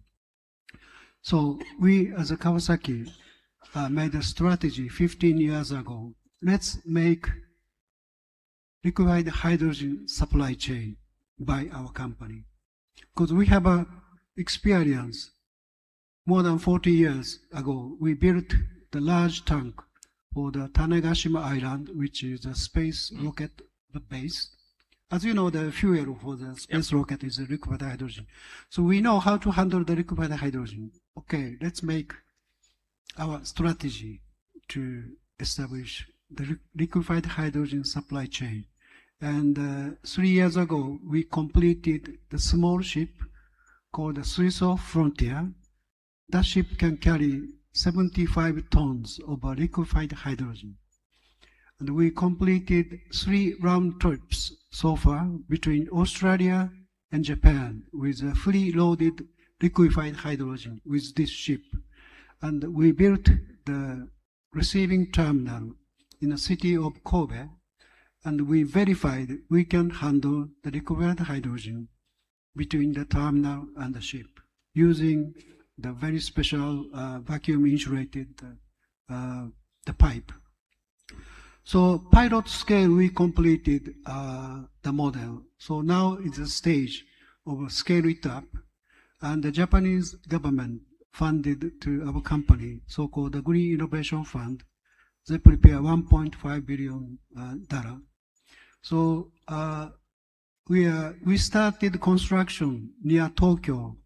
It's a big terminal that will have 50,000 cubic meter, the large liquefied hydrogen tank with loading and unloading system, as well as we will start building this year the large ship that can carry 2,500 tons of liquefied hydrogen. And both ship and terminal will be completed by 2030, so that we can carry any country's green or blue hydrogen to any country. One interesting comment I found from Mr. Mitchell was that the technology is ready. We have now proven that the electrolyzers work. The companies are ready to invest. I just wonder, are the customers ready? Are they ready to commit to have long-term off-take agreements? Because I think that at times that's what is missing. So it will be interesting views on where are the customers. So I think initially customers have to be created through regulatory policy. There is a greening target in EU, and EU came out with a target that they will do 20 million tons of green hydrogen by 2030, which is almost 115 million tons of green ammonia and green methanol. If EU even implements 25% of that target by 2030, I see that global marketplace would be created, because they had the specific target to domestically produce within EU and import 50%. So those kind of policies were good. They came out with the CBAM, Carbon Border Adjustment Mechanism. They put CBAM on fertilizers. So now if you look at the EU ETS price of $80 or 80 euro, then already with that carbon price, green ammonia is cheaper than grey ammonia in Europe. So it makes commercial sense. But because many times grey ammonia becomes so cheap that no one is willing to commit for 10 years or 15 years. And for any project to become bankable, you need to sign long-term energy contract if you need competitive energy. And banks are not comfortable with the short-term contract. So the issue is right now that the mandates which countries are giving, like even Korea or Japan, they have been talking a lot, but the amount of projects which they are outsourcing is very, very small. So the issue is that long-term contract, if they come, the ecosystem will gear up to deliver it. India did one 750,000 ton tender. It was very competitive. It discovered a very good price. And now in India, actually, the government also provides through Indian Institute of Science combustible engine, which runs on 100% methanol.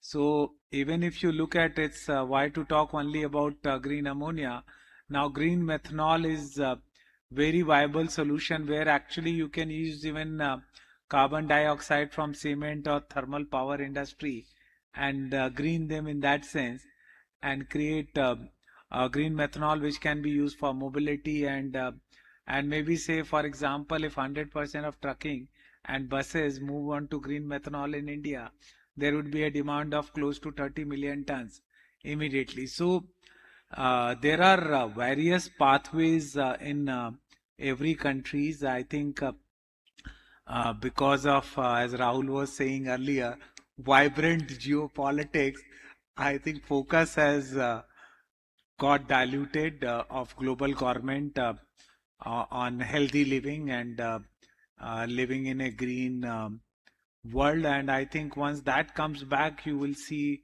the rush again. Yeah. Mr. Porat? Well, I may add a personal view which is coming more from the fact that to us, the value of wanting to scale up and you want large projects, but you don't have large customers to commit on the long term. I mean, that's what happened with Qatar and LNG years ago, right? Japan took a long-term commitment and they initiated it, right? In hydrogen, we are looking for that. Our experience is that you have to go hybrid. So sometimes you have, and that's what we do in the industry, we use our existing hydrogen customers. So it could be spatial for liquid hydrogen. It could be the semiconductors industry in Asia. It's obviously the refiners using today gray, mostly hydrogen to remove sulfur from fuel. So they are the first customers moving to blue hydrogen when regulation and cost allow. And at the same time, we try to make sure we have an ecosystem that hydrogen is a vector of energy, but not alone. So if you want to have only a filling station on the road for cars on hydrogen, it's difficult today. If you have a mixed fuel, yes, I think it flies. I cover many countries in Africa. Some countries just bet on exporting green hydrogen because they have sun and wind. And I can tell you, most of them failed because they didn't have first a business model at home, which is not the case in India. That's why I'm more optimistic. This is not the case in Morocco. In Morocco, they're importing gray ammonia today. They want to make green ammonia on site, so green hydrogen. That's a case for local industry. So when you have a local decarbonization, when you have a local need of energy like India, your exportation could be an upside. It could help you to make your project viable. But if you bet 100% on exportation, I think that's difficult today, and it's that mix that is happening. And at the same time, that's what we do in many countries with our engineering team. We also go for other blocks. So capturing CO2, like I mentioned, we are doing real scale ammonia cracking today to test it. So when you have all those technologies at the same time, you start to move at the same time to convince the customers, I think.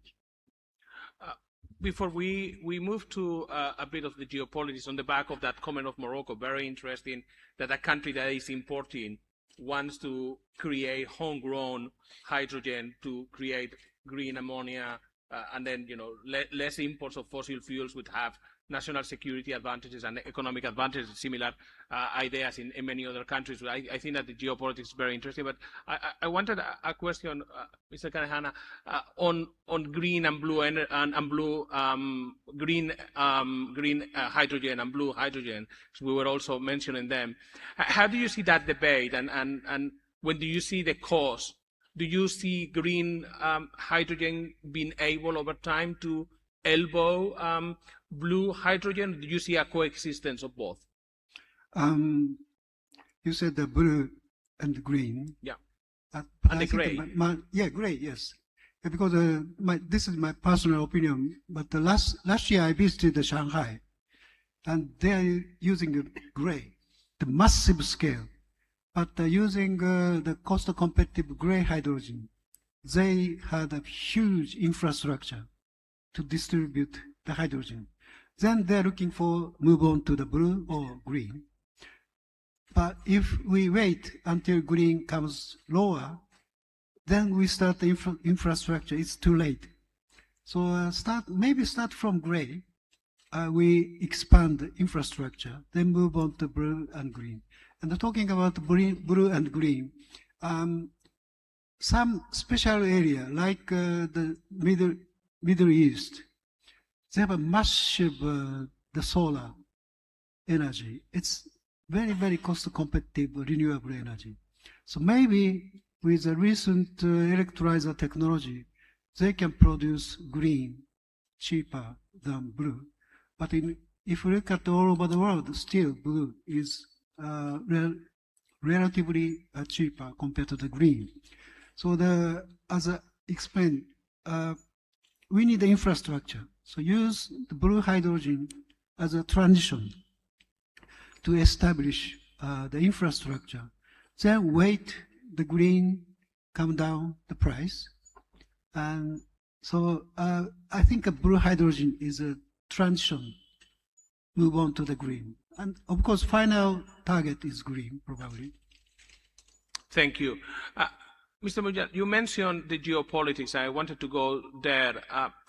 Perhaps you could speak a bit more on two aspects of the geopolitics. One, the advantage that green hydrogen could have for a country when it's produced at home, but also as a businessman and business people in this panel, how do you navigate today's geopolitics? As a journalist, I almost dread looking at my email every morning on my Twitter and see what has been said overnight by a particular politician. And it's basically my fear is my day is going to be ruined. I was expecting to do some background reading and so on, and now I'm going to have to deal with this. But for you, your day can get ruined in much powerful ways. I mean, you are investing billions of dollars. Can be tariffs, can be war. And how do you deal with a new technology, a new industry in this very volatile geopolitical scenario of today's world? Yeah. So to be absolutely frank, I think in terms of green hydrogen, the world might have lost almost a year, if not a little bit more, because everybody was waiting and watching.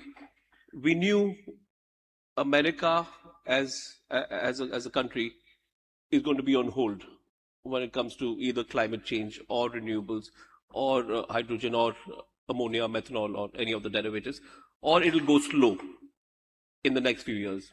But which way was Europe headed was a little bit difficult to assess in the beginning.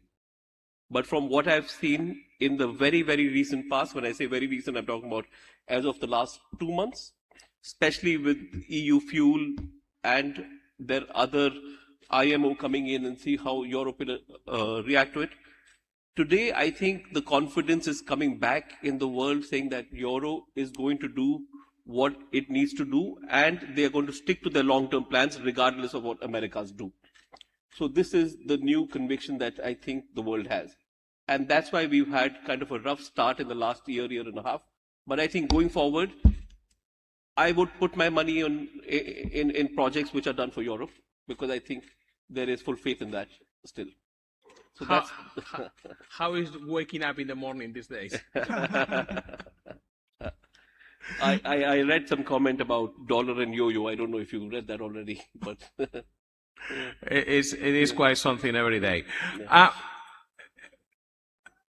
Mr. Vermeer, what we need from governments today, because they put very ambitious targets. In some geographies, particularly Europe, we have significant subsidies too, but it seems that governments are zigzagging at times. What is, from the business sector, with the private sector, what is the priority, what you would like to see from governments in terms of support to the industry? Why do I get all the political questions? It really is around regulation. Well, the reason is that you are on my extreme left, so you are representing the intervention of the government here. Okay. And you're on the right then. I'm for free markets. It's all around the regulatory certainty. Yeah. Obviously the changing of the rules, whether, as Chart Industries, we're a manufacturer of the critical equipment that goes into the supply chain. And even the places where we investing in factories that make the products that will be used to enable these hydrogen projects, we need the regulatory certainty around the infrastructure that we get to support the factories that we build. And that's no different for the things that make these long-term hydrogen projects bankable. I think we heard that the technology stack is maturing. So, we're at the next phase. We've gone beyond pilot. People are comfortable. The financiers are comfortable with the technology risk. So now it gets down to the regulatory certainty, and often the projects, now when you go to gigascale, it's beyond financing a project or producing the molecule. It's around the entire system that will lead to the product being supplied and then sold under long-term sales agreements to different markets. And a lot of that infrastructure support needs to be scalable. And no matter how you create the product or how you're going to distribute your product, whether it's as a liquid or a gaseous form or whatever that form is, you need that infrastructure. You need the power availability. I think India, with the investment that India's made in renewable energy, almost 200 gigawatts, has got a sustainable factor advantage now with that recently installed lower cost green energy.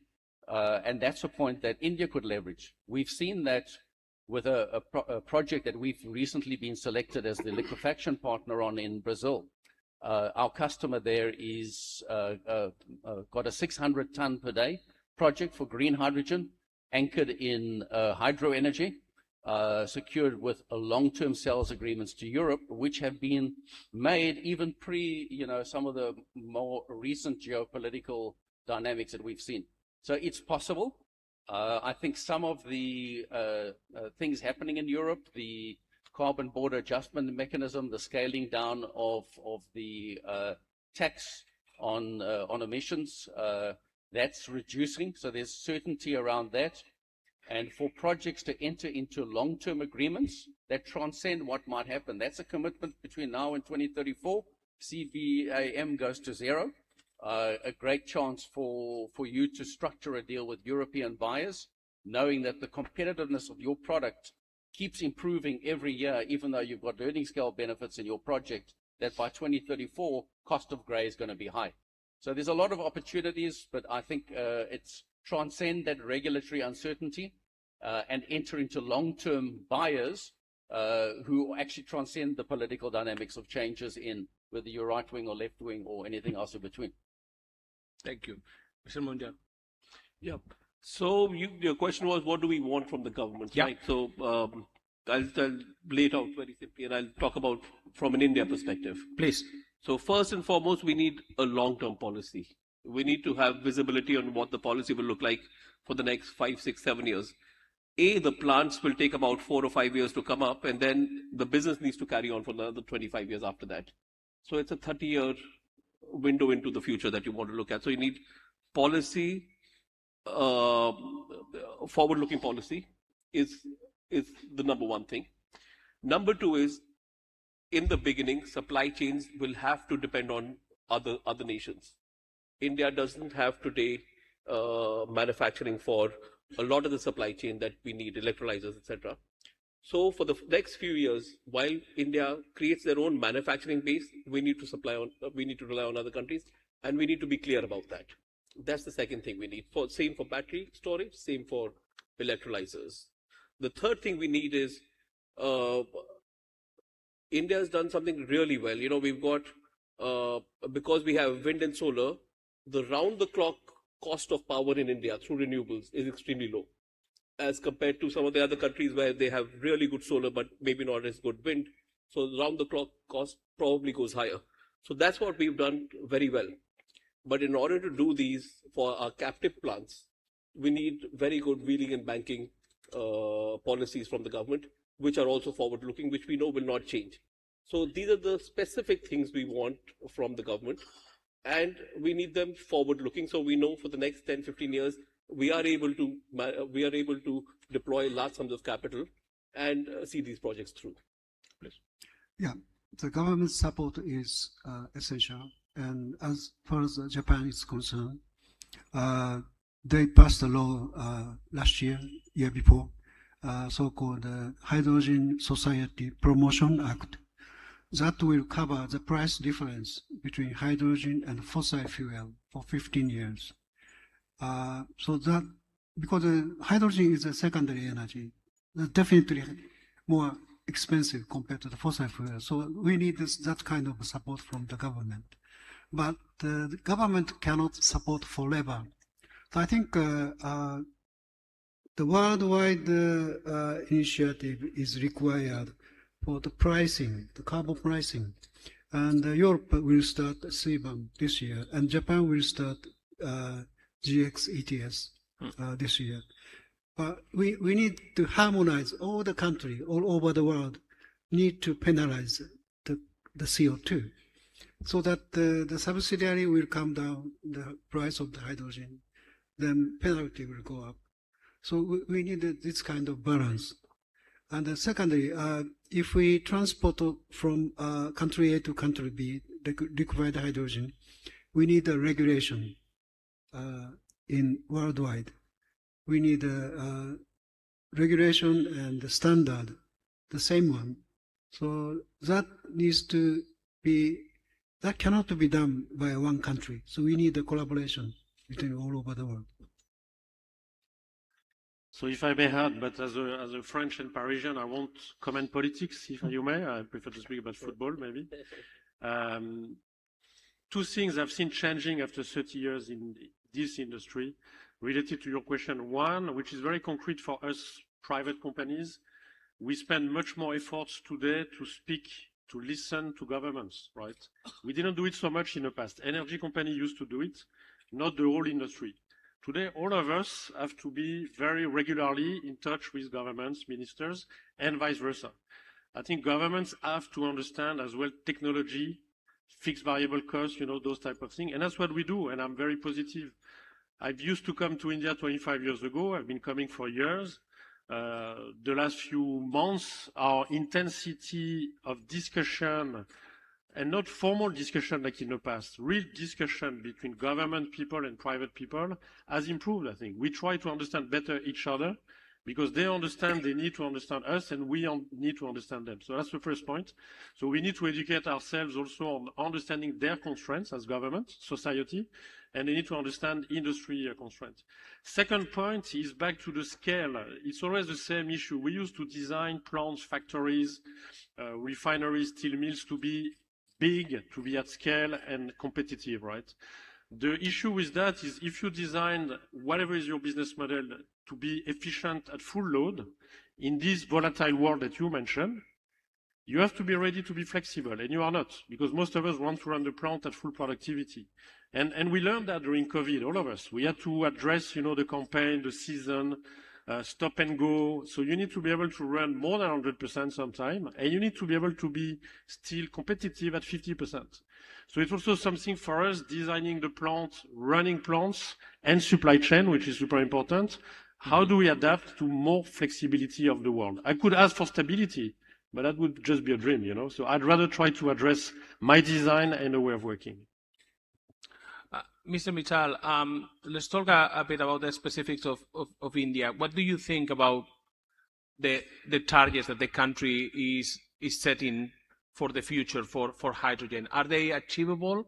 Are they too optimistic or too ambitious? And perhaps having ambitious targets is good, because even if you don't meet them, well, you get to a very large number. But how do you see it? So if you look at, India has come out with very ambitious target of 5 million tons per annum of green hydrogen, almost 30 million tons of green ammonia, green methanol equivalent. And to fulfill that target, they also came out with a lot of the subsidy for people to get kick-started, to provide the upfront capital support, as well as they came out with a tender where they signed the offtake agreement, long-term offtake agreement with a bankable entity. So, but that volume has been created for a smaller number. We need almost 10-20 times bigger. So India's challenge is not in its ability to make this green molecule, but for the market. And initially we need support. Almost 6 million tons of grey ammonia is imported. If we can initially substitute that, then it will create a very vibrant market.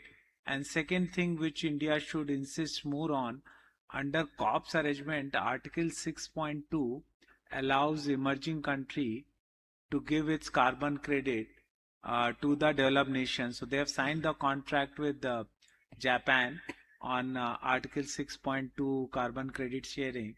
Yesterday they have formed a committee with EU for promoting green hydrogen trade. So these are all amazing steps. If these can be time bound, then we will see these targets to be met. Otherwise, it will be challenging to meet these targets by 2030. What do you see as the biggest consumers home ground in India for the green hydrogen? So it's ammonia, like fertilizer market is the low-hanging fruit. Refinery uses is a low-hanging fruit. City mixing, city gas mixing is low-hanging fruit. So if these three sectors also government comes out with green hydrogen purchase obligation, then also the target can be met because the local demand can be created through the mandate, and because there is no robust carbon market today in India, there is no carbon penalty on fossil fuel uses. So if it can come in the form of mandate, I think it will help developers to meet, to help government to meet their targets. Mr. Majul, you want to add anything there? You know, the only problem right now is the world is facing a cost of living crisis. Yeah. You know, and we can't ignore that. At the same time, India must create a large market of its own and then export. We cannot only rely on export. So it has to be a combination of maybe refiners, fertilizers in India, and then exporting ammonia and methanol to Europe and Japan. Are the refiners interested? Obviously not. Why would they be? You know, but the point is, one has to look at the bigger picture, right? The cost of climate change in coming times will be far greater than the cost of refiners today. So if you look at the bigger picture, I think the country should be interested, the world should be interested, and we should try and mitigate that risk. Okay. Thank you. Please. I think India has the large opportunity for consuming the ammonia, because as you know, in Japan, the power company JERA, they completed the test of coal-firing ammonia into the coal power plant. They mixed 20% of ammonia on 1,000 megawatt coal power plant. And India has a lot of brand new coal power plant. So opportunities, if they mix 20% of ammonia, coal fire, it's a large consumer of the ammonia thing. Do you think that the coal companies, the coal power generators are interested here? I'm not sure. In Japan, definitely. You know, I keep... Sorry. It doesn't make too much of sense that you convert energy into ammonia and then supply to coal power plant. It makes perfect sense for Japan because they don't have abundance of sun and wind, and the cost structure there is not favorable. Whereas in India, electron should go as electron. Why to mix it with the thermal power plant? And the opportunity outside thermal power plant in city gas distribution, in refineries, in fertilizer, in steel industry itself is quite big. All the hard to abate sector, even for the cement sector, if the mandate comes out, I think India would far exceed its target. Okay, that's a good point. I would like to ask all my panelists, and I'm going to beg you for brevity on your answer. You could just put it in one sentence. What has been the biggest lesson that you have learned over the last 5 years in the sector, in green hydrogen? What that sentence will be? My view is don't anchor your project on government subsidies or incentives. For me, the trap was probably the one-size-fits-all. You have to be more pragmatic and diversified. So for me, green hydrogen is new oil, and any technology which has a merit will always find economic sense eventually. I think, firstly, green hydrogen is not a silver bullet. It is not the cure-all for everything, but it has a place, and it has a very, very huge solution to fill, and that's what we need to go after. I think we need a complete balance from subsidiary to find the off-taker. So we need a complete chain. There was a comment that I thought was very relevant when you mentioned now, Mr. Mujal, on it may not be everything, but it has a place, it has a role. And I remember that in the debate a few years ago, many in the industry, we were talking about all of the above. We need all of the above answers to the problem. I think it's quite unfortunate that the debate in the last few months, perhaps a couple of years, has moved to not all of the above, but only the above that we like.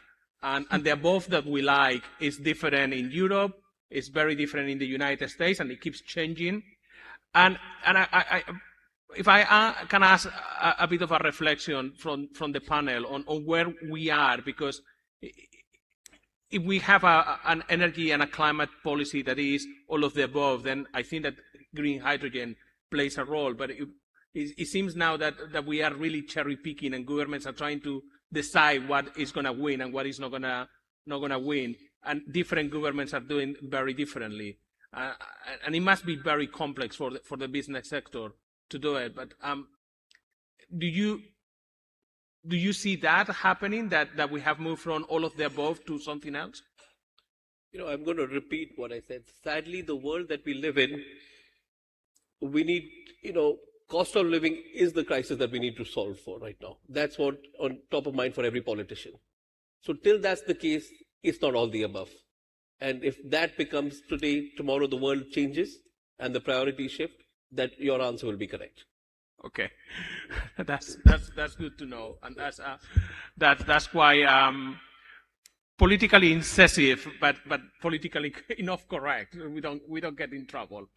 I just been indicated that we are running out of time, and then there is a panel that is coming very shortly.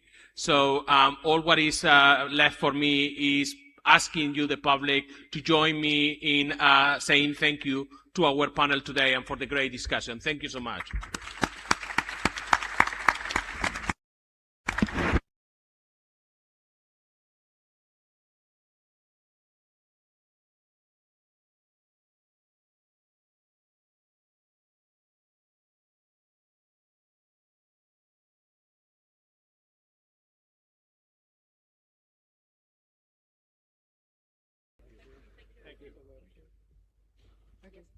Thank you so much. Thank you. Thank you. I appreciate it. Very nice meeting you. Nice meeting you. See you later. Yeah, likewise. Good. Yes. Thank you. I appreciate it. It was fun.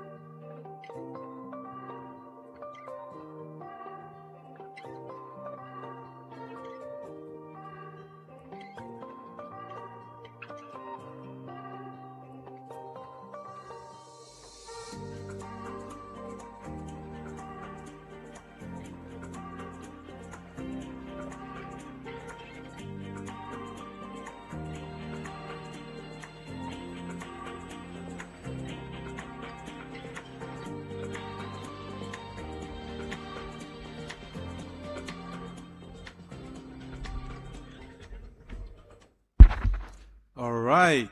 Good afternoon, ladies and gentlemen. Thank you for being here to listen in on the next panel titled Energy for AI, Powering the Future of Data Centers.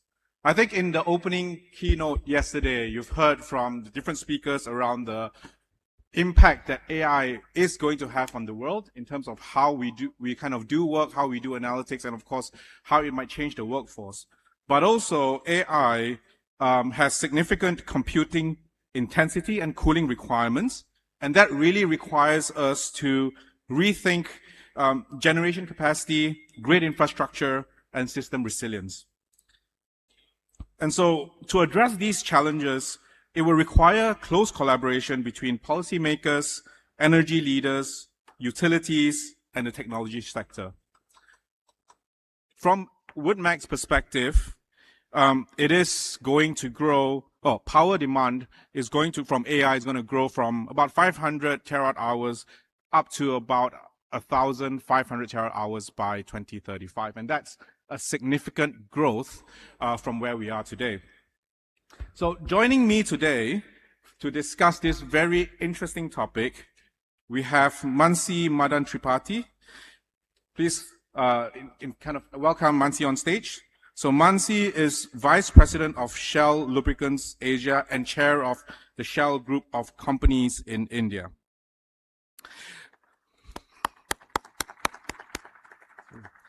Next, we have Manoj Narendra Mandani. Manoj is the President of Gas and Tech and is a seasoned global business leader with deep experience across energy, infrastructure, and emerging technologies.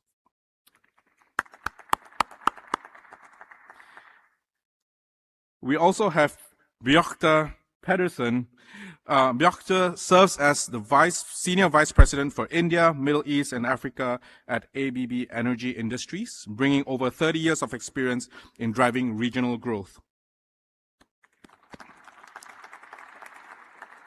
And last but not least, we have Venu, who is the Managing Director and CEO of India and South Asia at Hitachi Energy, and he's also the Managing Director of Hitachi in India. He has more than 4 decades of leadership in power systems, sustainable infrastructure, and grid modernization. And my name is Joshua Ngu. I'm the Vice Chair and Head of Asia Pacific for Wood Mackenzie. We are a research and consultancy company really focused around understanding the energy markets or energy industry, and also coming up with views and forecasts in terms of how that would play out as well.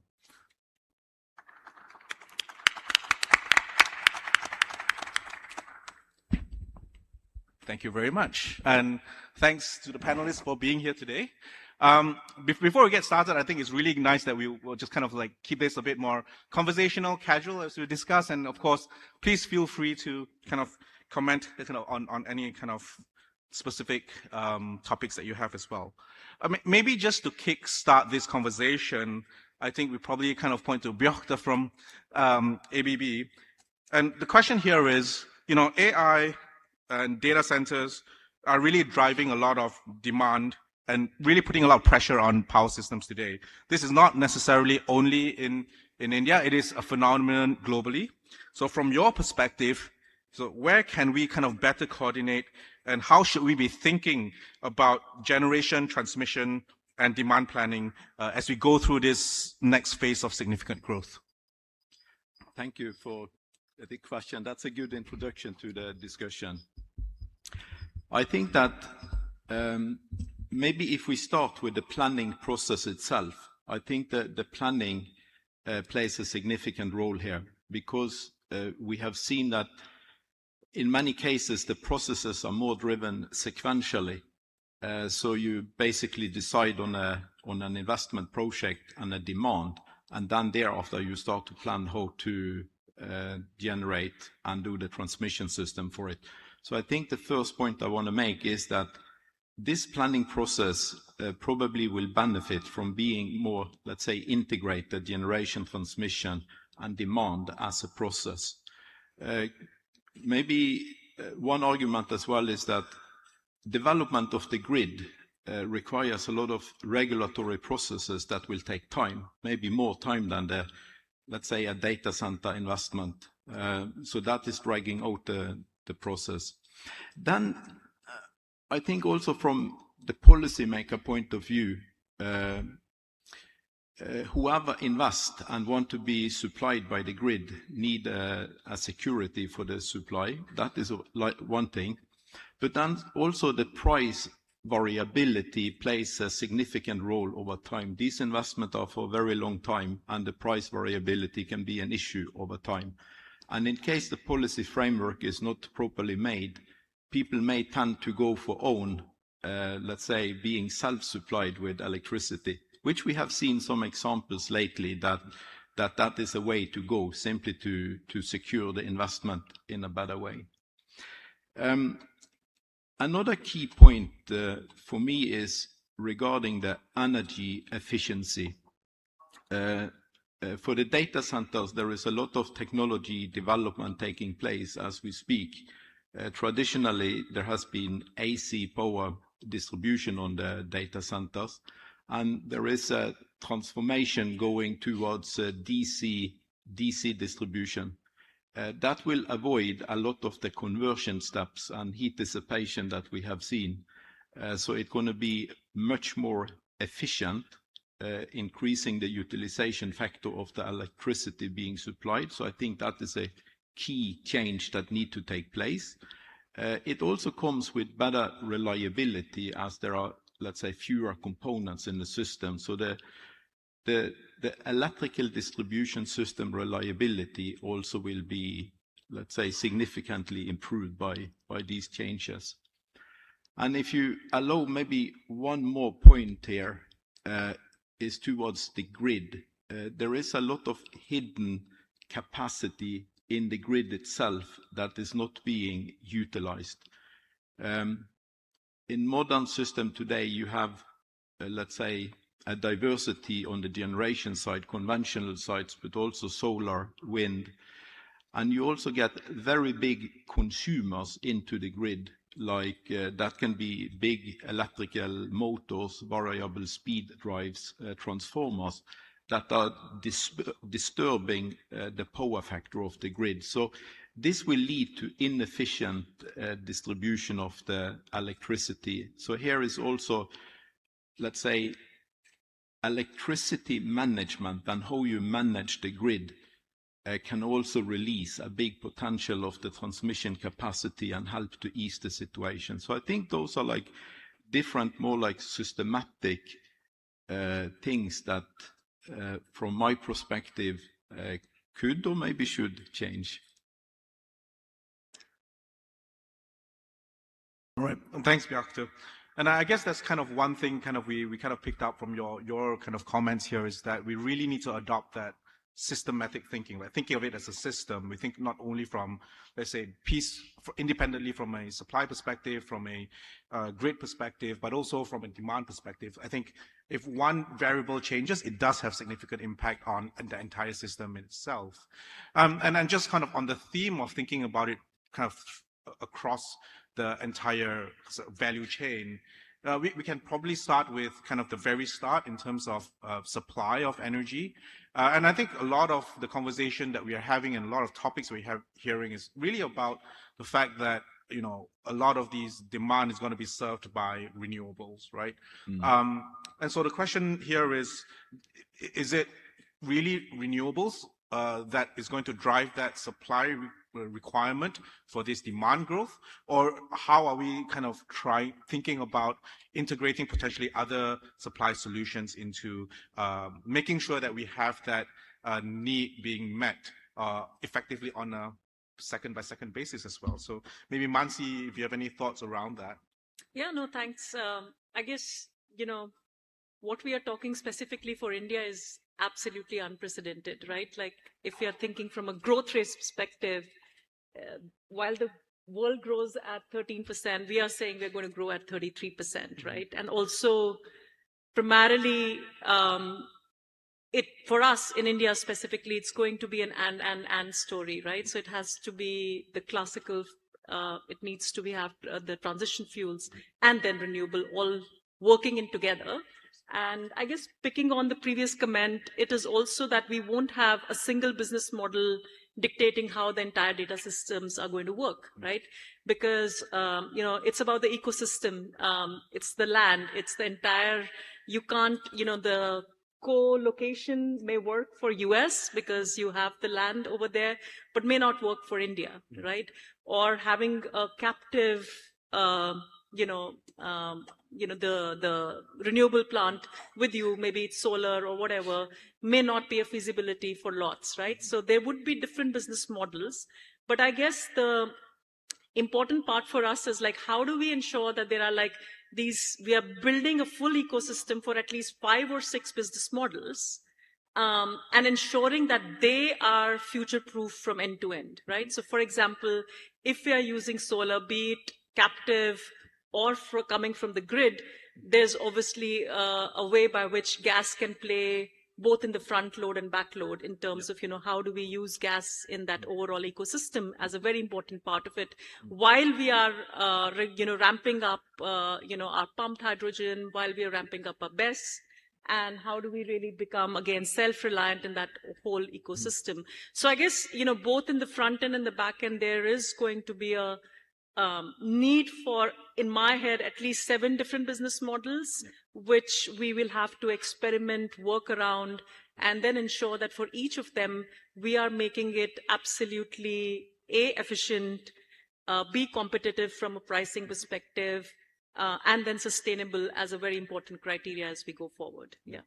And I think your point about having different business models as well is really to enable, I think the regulations also will really need to enable that, right? Just Exactly. make sure that, if you want to have direct PPAs, you can do that. If you want to have co-location, you can do that. And of course, the backup power. And ultimately, it's just making sure that we are leaving no stone unturned or leave unturned here in making sure that we are able to kind of, I would say, deploy the capital that's required for investments in across the value chain. Yeah, and fit for purpose is the language probably. Fit yeah, for purpose. yeah. Right. Thank you. And of course, you mentioned gas as well. So I probably wanted to kind of get Manoj to chime in here about kind of gas and kind of other fields here that can kind of help with kind of us meeting the demand that's being generated from AI and data centers as well. So Manoj, any thoughts from your end? Sure. Thank you very, very much. And first, I would also like to thank DMG for hosting us here today. Thank you very much, and my fellow panelists too. I'm going to pick up a little bit on what both Beata and Mansi said. So systems require planning. I don't think any of us in the room today could even fathom what the AI demand has brought into governments from a planning perspective over the last 2 years. And Mansi said something extremely relevant, which is in the US, you look at land, power, water access, you set up a data center and you just grow. Renewables play a certain role. However, what is very, very clear, you need to have a hybrid feedstock. All right, certain nations are extremely relevant, resilient, because they invested in nuclear, coal, renewable, and gas as feedstock for their, power. And I think what we are seeing now, and today, India's growth rate, India's consumption, I mean, the energy consumption alone is a huge industry. I mean, I'm not going to even put a number of 500 billion. It's just a massive number, and it keeps compounding daily. LNG plays a huge role. What we're seeing now, though, there's a disconnect, as we're seeing in the regular power sector. People have been focused on generation. The focus is distribution. How strong is your grid? How resilient is your grid? And LNG plays a huge role. I don't only call it transition, I call it transformation. It's energy transformation at its core. And governments are now looking at systems parallelly because their sequential approach is taking too long. What can we do to make sure we are relevant? We have a seat if they don't have a seat at the table, they're on the menu. So you have to decide, where do you want to sit? And they have been very, very clear to say, we need to sit here. LNG has played a huge role, whether it's onshore, offshore, terminals, FSRUs. We come in and we've seen a huge niche in providing modular LNG infrastructure that we can deliver a solution in now 18 months' time. The demand from a sovereign point of view has been unbelievable because everyone is trying to now include gas in their energy mix. So exciting, very exciting times. And I think India, I think Mansi is going to probably bring 8 to 10 models out of this for sure. Our Indian mind can extrapolate a lot more because of the sheer size that we have here. That's the flexibility. Absolutely. Which will be really needed. Yeah. So this is what I would call dynamic flexibility at its best. And I guess just on your point as well, Manoj, around the conversation around kind of other fields having a hybrid supply or hybrid feedstock here to kind of meet that generation requirement. I guess in India, to a certain extent, you do have significant grid capabilities and capacities as well. That's currently been upgraded. In other countries, in certain other countries, you don't necessarily have that. And to a certain extent, gas becomes even more important. Is that thinking correct? Because I think in India, you have got pump storage, you've got a lot of battery storage, and it's a huge system that can support that. And I think one has to just take into consideration that and this is just facts out there. If you have too much of a reliance on renewable energy, you create grid instability. A data center does not need 100% uptime. It needs 108% uptime because it's got to have backups all the way through. And we don't know what hours the sun shines.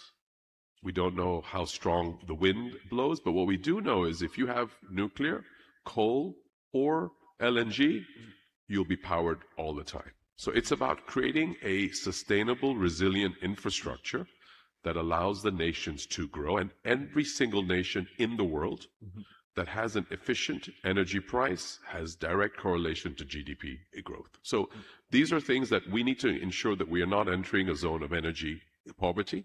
At the same time, energy security is to be maintained whilst we continue our digital growth. Thanks very much for that insight as well. I guess kind of moving kind of further down that value chain here, we're talking about grids. Maybe bringing Vinu in here around grid and especially around the topic on supply chains.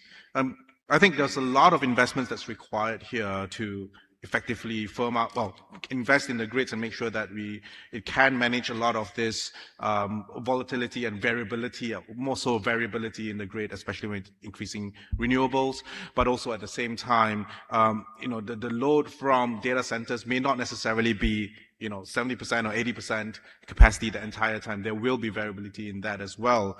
And so I guess the question for Vinu here is, so I think first thing, how important is that investment in grid, and kind of where are the areas that you think, especially India here, needs to really enhance and further focus on as we start to think about how else we need to make sure we have that ecosystem in place? Thank you, Joseph. First of all, good afternoon, everybody, and it's a pleasure to be back in IEW, and also great to be part of this great panel. And just adding to my co-panelist, it's very important that you need to have a multiple pathways, multiple technologies to ensure that these challenges have been met. If I come back to the grid planning, is a super important. Grid is what? It is a connection between the generation and the consumption. So there are a lot of things happen between generation, any form of the generation. It's a renewable, it's a LNG, it's a coal fire, it's a gas-based, and it's a nuclear, and then you come to the transmission, distribution, and finally consumption. The whole, the power systems started completely, different dynamics, and it's accelerated after COVID, especially on the energy transition. Everyone has a net zero commitment, sustainability. The whole energy mix is changing rapidly towards the renewable. Okay, it could be solar, it could be wind, onshore, offshore, hydro, and many other things in that. In some of the countries, they are already reaching 90% in some part of their day to meet the entire demand through the renewables. So that's the kind of thing is going on. And India, with aggressive plans, they set up the ambitious plan, 500 gigawatt of renewable by 2030 and 500 gigawatt of interstate transmission network by 2030. It's a huge, ask. But India can also offer the scale. I give you one or two examples that how this scale is transforming massively in affordability standpoint. When the solar auction started, the price is in the range of high double-digit cents per US cents per kilowatt hour. And when the price fallen first time, 10 cents per kilowatt hour, everybody in the world said, no, it may not be possible. It's absolutely not possible. And today, what is the tariff? It's less than 2 US cents per kilowatt hour. And not only that, we have today almost 250 gigawatt worth of installed capacity in India is adding renewables in that. And government is also depending upon that. They're updating that thing in that. So with the volume effect and technology evolution is bringing the cost at affordable and making the business case itself in the generation. And we see the same thing in the transmission. Any part of the corner you generate, either through sun, solar, wind, or any form of the thing, how do you get to the load centers? And how do you ensure that these load centers are able to manage that? Especially the load centers like data centers, and they're highly, the spikes on the momentary is anywhere between 100 megawatt to 200 megawatts in seconds. And I've seen in one of the AI-ready data center, a query on ChatGPT, it takes you 8 to 10 times more momentary load on the GPUs in that, 8 to 10 times in that. So the grids need to be designed, taking care of the flexibility. Just now we talked about in that.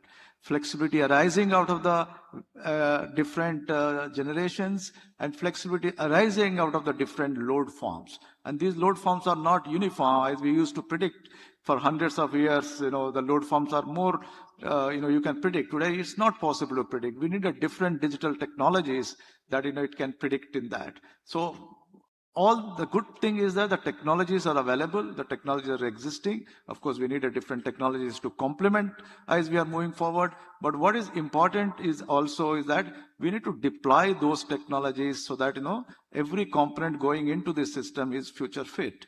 And the good part is that technologies are existing in that. Yep, definitely. And I think one point you mentioned, and I think just kind of as you were talking through it, one thought came to mind, and I'm sure you've definitely had a lot of conversations about it, is the fact that I guess the Indian government really recognized the fact that you need to have a local supply chain and put in a lot of support and mechanisms to make sure that ecosystem is built. Yeah. And I think, and that happened a few years ago. And today, if you're looking around the world, many other countries are actually thinking in the same way just a few years later. Yeah. And I think that's been something that has been absolutely transformational for India. Like, would you agree? And absolutely. I think, government started a Make in India initiative in a very big way, massively in several sectors, several important sectors which are important for the country. But now they are also adding in that Make in India coupled with AI in India is going to be a game changer for overall basis in that. Yes, definitely kind of that game changer as you mentioned.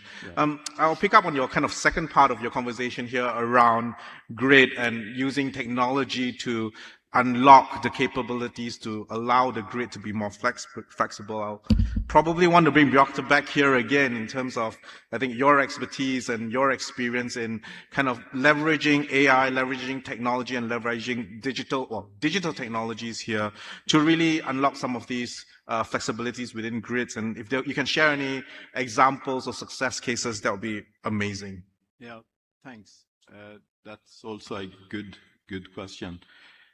I think that there are two key areas where the AI going to play a significant role, and to some extent already playing. I think on one side, the grid optimization and managing the energy flow kind of used to be more like a static issue. But with all the variable loads that we are seeing today, and also with solar and the need to stabilize the grid. This is kind of becoming more like a dynamic optimization that is needed. Even before, it was difficult to optimize the grid, and we see that the digital tools powered by AI are really playing an important role in optimizing the electricity flow on the grid and avoid, let's say, the bottlenecks. That is probably the most important area I see that AI can play a role at the moment.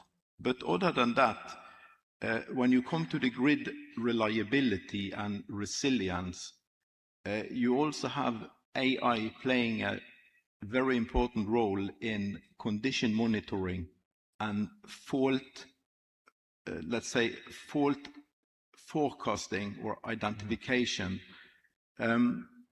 I think I can refer back to the opening speech by ADNOC CEO yesterday, indicating that half of the unplanned outages have been reduced by using AI-based tools to avoid faults or unexpected faults. And the tools are developing very quickly in this field, and the models are kind of developing as we speak, getting better and better. So maybe today you can get 2 to 4 weeks of fault prediction, but going into the future you can get even longer horizon on the fault prediction. And I think that is the second area where AI really going to change the way or the reliability of the grid and the resilience in the grid. So I will highlight those two examples. Thank you very much. And I think also we talked quite a lot about kind of the need to have system thinking or system thinking around how we solve a lot of this, well, not solve, but kind of unfold a lot of, unravel a lot of these opportunities and make sure that we are optimized here. It is interesting that, you know, as we talk through the topic around AI and grid and AI demand and grid, and even from a supply perspective, there's an increasing number of stakeholders at play, right? I mean, historically, you would have in many other countries as well, a single buyer that procures all the power, a single TSO here. I think going forward, I think as you mentioned, Mansi, the business models would need to change. And maybe even the collaboration models would need to change quite a bit as well. And it's not only just the relationship between the private sector and the public sector, but also, you know, the private sectors themselves have to figure out what that looks like. And so maybe the question here to you is kind of like, have you seen some of that happening? Have you seen some of that happening in other countries? And kind of like, what lessons can be learned from that? Yeah, no, I think the over piece of collaboration and business models remains the heart of it. But I guess one of the things which is important to also bring into this conversation is the end-to-end thinking on the total energy requirements. Yeah. And, you know, I think one data point which has stuck with me is that most of the time when we're thinking of any other industry, it is typically about the power consumption for running the operations, right? Yeah. But when we think about data centers, 1/3 of the power is going just for cooling. 1/3, right? So the cooling, because of the heat generated from the CPUs, GPUs, is so high that, you know, that becomes like a very important parameter to work on. And then when you go into then the ecosystem, it's the chip maker, it's the overall EPC provider, it's the entire investment which is being made by the respective companies into actually making that data center. I think one thing which, you know, kind of like, again, is close to my heart from a Shell perspective is how do we really reduce the actual consumption of power to begin with, right? Mm-hmm. So it's not just about, you know, you need more, you provide more through all the things which we have just talked about, but also work on the ecosystem to reduce the power needed, right? Mm-hmm. And since cooling is a very important part of the ecosystem, I think technologies like, you know, direct to chip or immersion fluids become a very important part of when we talk about, you know, AI data centers. And again, you know, if you think of direct to chip, 27% saving versus efficiency versus, air cooling. Or when you talk of immersion cooling, we are talking to the tune of 48% lesser energy needed. Almost, it leads to a 33% total cost of operations. So going back to your question, I think what I want to bring in is that it's not just about the collaboration or the business models, which are to do with, how do we set up the data systems and the energy requirement, but more importantly, also to look at the total cost of operations and then work on the efficiency part of the equation as we work on the demand part of the equation. Yeah. Well, thank you very much. I'd just like to add something here to your question and following on what Mansi just said. As an industry example, last year Microsoft invested in Constellation Energy, a nuclear power producer in the US that had literally neutralized all of their nuclear power plants. If I take into account what our entire panel has said, Venu has said something extremely clear, that you're not able to forecast your power demand because it's literally changing, not only daily, hourly. You need a certain amount of AI growth, which Bjarte said we need to focus, put in the models in there. Mansi is absolutely correct. Immersion cooling has become a multi-billion-dollar industry by itself. Everybody talks about AI, talk about AC, you need to cool us as well. But at the same time, we're also going on the fact that technologies will reduce the cost of energy over time. Efficiencies will come in. For someone like Microsoft to take a 15 gigawatt view on something, that's a huge view. And that actually shows you that you need to bring an end-to-end solution. And we are now getting invited to sit at the same table as the large hyperscalers who are looking at setting up 1 gigawatt, 2 gigawatt, 3 gigawatt capacity, saying, can we make sure that gas and tech is part of our solution so that we know that we've got LNG coming in? So the whole equation has changed. It's creating a demand infrastructure solution that can scale and grow with the demand as that scales and, grows as well. All right. And I think one of the key kind of like opportunities here is that these are very large investments, but these are large investments that cannot go on its own. You wouldn't want to invest in a large scale data center without knowing that you have grid stability, you don't have power supply, sufficient power supply, and vice versa as well. So the question here is what leads what, but more so I think, as you mentioned, and I think as discussed by the panelists today, it's really about trying to bring all of this together at the same time in parallel rather than from a sequential perspective as well. We do have kind of time for one last question, and maybe we can bring Venu in here as well. I think we've talked a lot about the energy systems and specifically around the power grid and power systems as well. I think from your perspective, are there any kind of broader strategic considerations that kind of like India should be thinking about, or not necessarily just any country should be thinking about as we're trying to kind of like increase our competitiveness and productivity ultimately through AI and data centers? No, absolutely. I think this is a great question. We talk a lot about technology, we talk a lot about business model, we talk a lot about innovation, but one area where seldom we talk about is the skill sets required for this transformation in that. If I give you one or two examples on that, so one of the critical equipment in the whole this data center, powering the data center, is the transformers, right?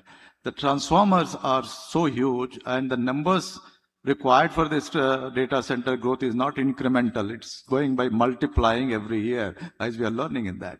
Transformer manufacturing is also art and science.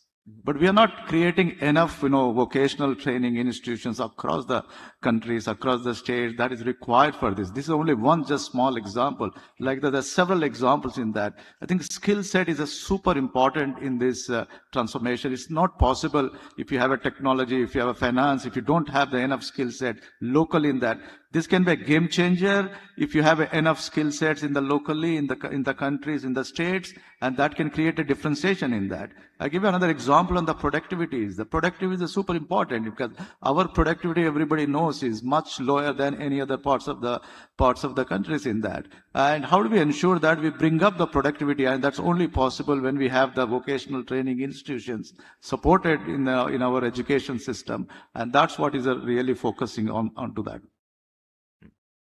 Any other thoughts and comments from the panelists before we kind of wrap up here? I'm looking at the screen here. We've got 1 minute left. So. I think one thing that I would just also look at is the fact that this is a very unique time where before securing a data center, those data center operators are securing their chip supply. All right. So they're actually in a conundrum where they now have to source the entire value chain. And I've never seen this where they secure chips first without having actually built the center. And that explains the huge hardware growth which we are seeing. But at the same time, instead of running a sequential process, they're now running parallel process. How do we secure the entire infrastructure, the energy demand? I mean, it's a whole thing, and it's incredible to see how much money has been spent here. And I just hope that common sense kicks in. And we can actually provide all of the energy that we require. That's all. Absolutely. I mean, I guess for me, it's like, in this one, there is no debate in terms of, how fast. And I mean, it is an inevitable reality. Yeah. And I guess the most important part for me is then the cross collaboration, which needs to happen with policymakers across the industry, because the only way to think about it is end to end. Otherwise, we are missing the game completely. Yeah. All right. I mean, I think we just ran out of time. Quickly, from my perspective, from hearing and learning from the panelists as well, I think one key thing that kind of really came to me was it is a very simple topic, right? From how we see it, we need more energy for AI and data centers, right? And from a very simplistic term, we need more power, if you think through that. But as we really start to unpack this conversation and this topic, it really becomes an extremely complex solution that I think a lot of us are increasingly aware of. I think some companies, some countries, some governments have just started. I think India has been down this path a lot longer, and there's a lot of perspectives that we can learn from one another as well. But ultimately, it is about systematic thinking. It's about making sure that we have the flexibility within the grid, and really making sure that we leverage all kinds of technologies and solutions to be able to, I would say, unlock these opportunities. And as we kind of look at how this industry is going to play out in the future, in my head, one thing for sure is that the energy systems and the industry that we see it today is definitely going to change. The suppliers of yesterday would probably be also integrators in the future, and vice versa. And I think it is extremely dynamic. And as mentioned by Manoj earlier, around Constellation being purchased, but also at the same time, we are seeing Google and Meta buying power trading companies just to make sure that they also manage some of that price volatility and risk as well. So lots to look out for, lots to learn from one another, and a lot more conversations around this will need to happen as we kind of like scale and meet that demand. So thanks a lot to all the panelists, and for all the audience here, could you please give a round of applause and thank the panelists for sharing their perspectives. So thank you very much. Thanks for having us. Thank you. Thank you.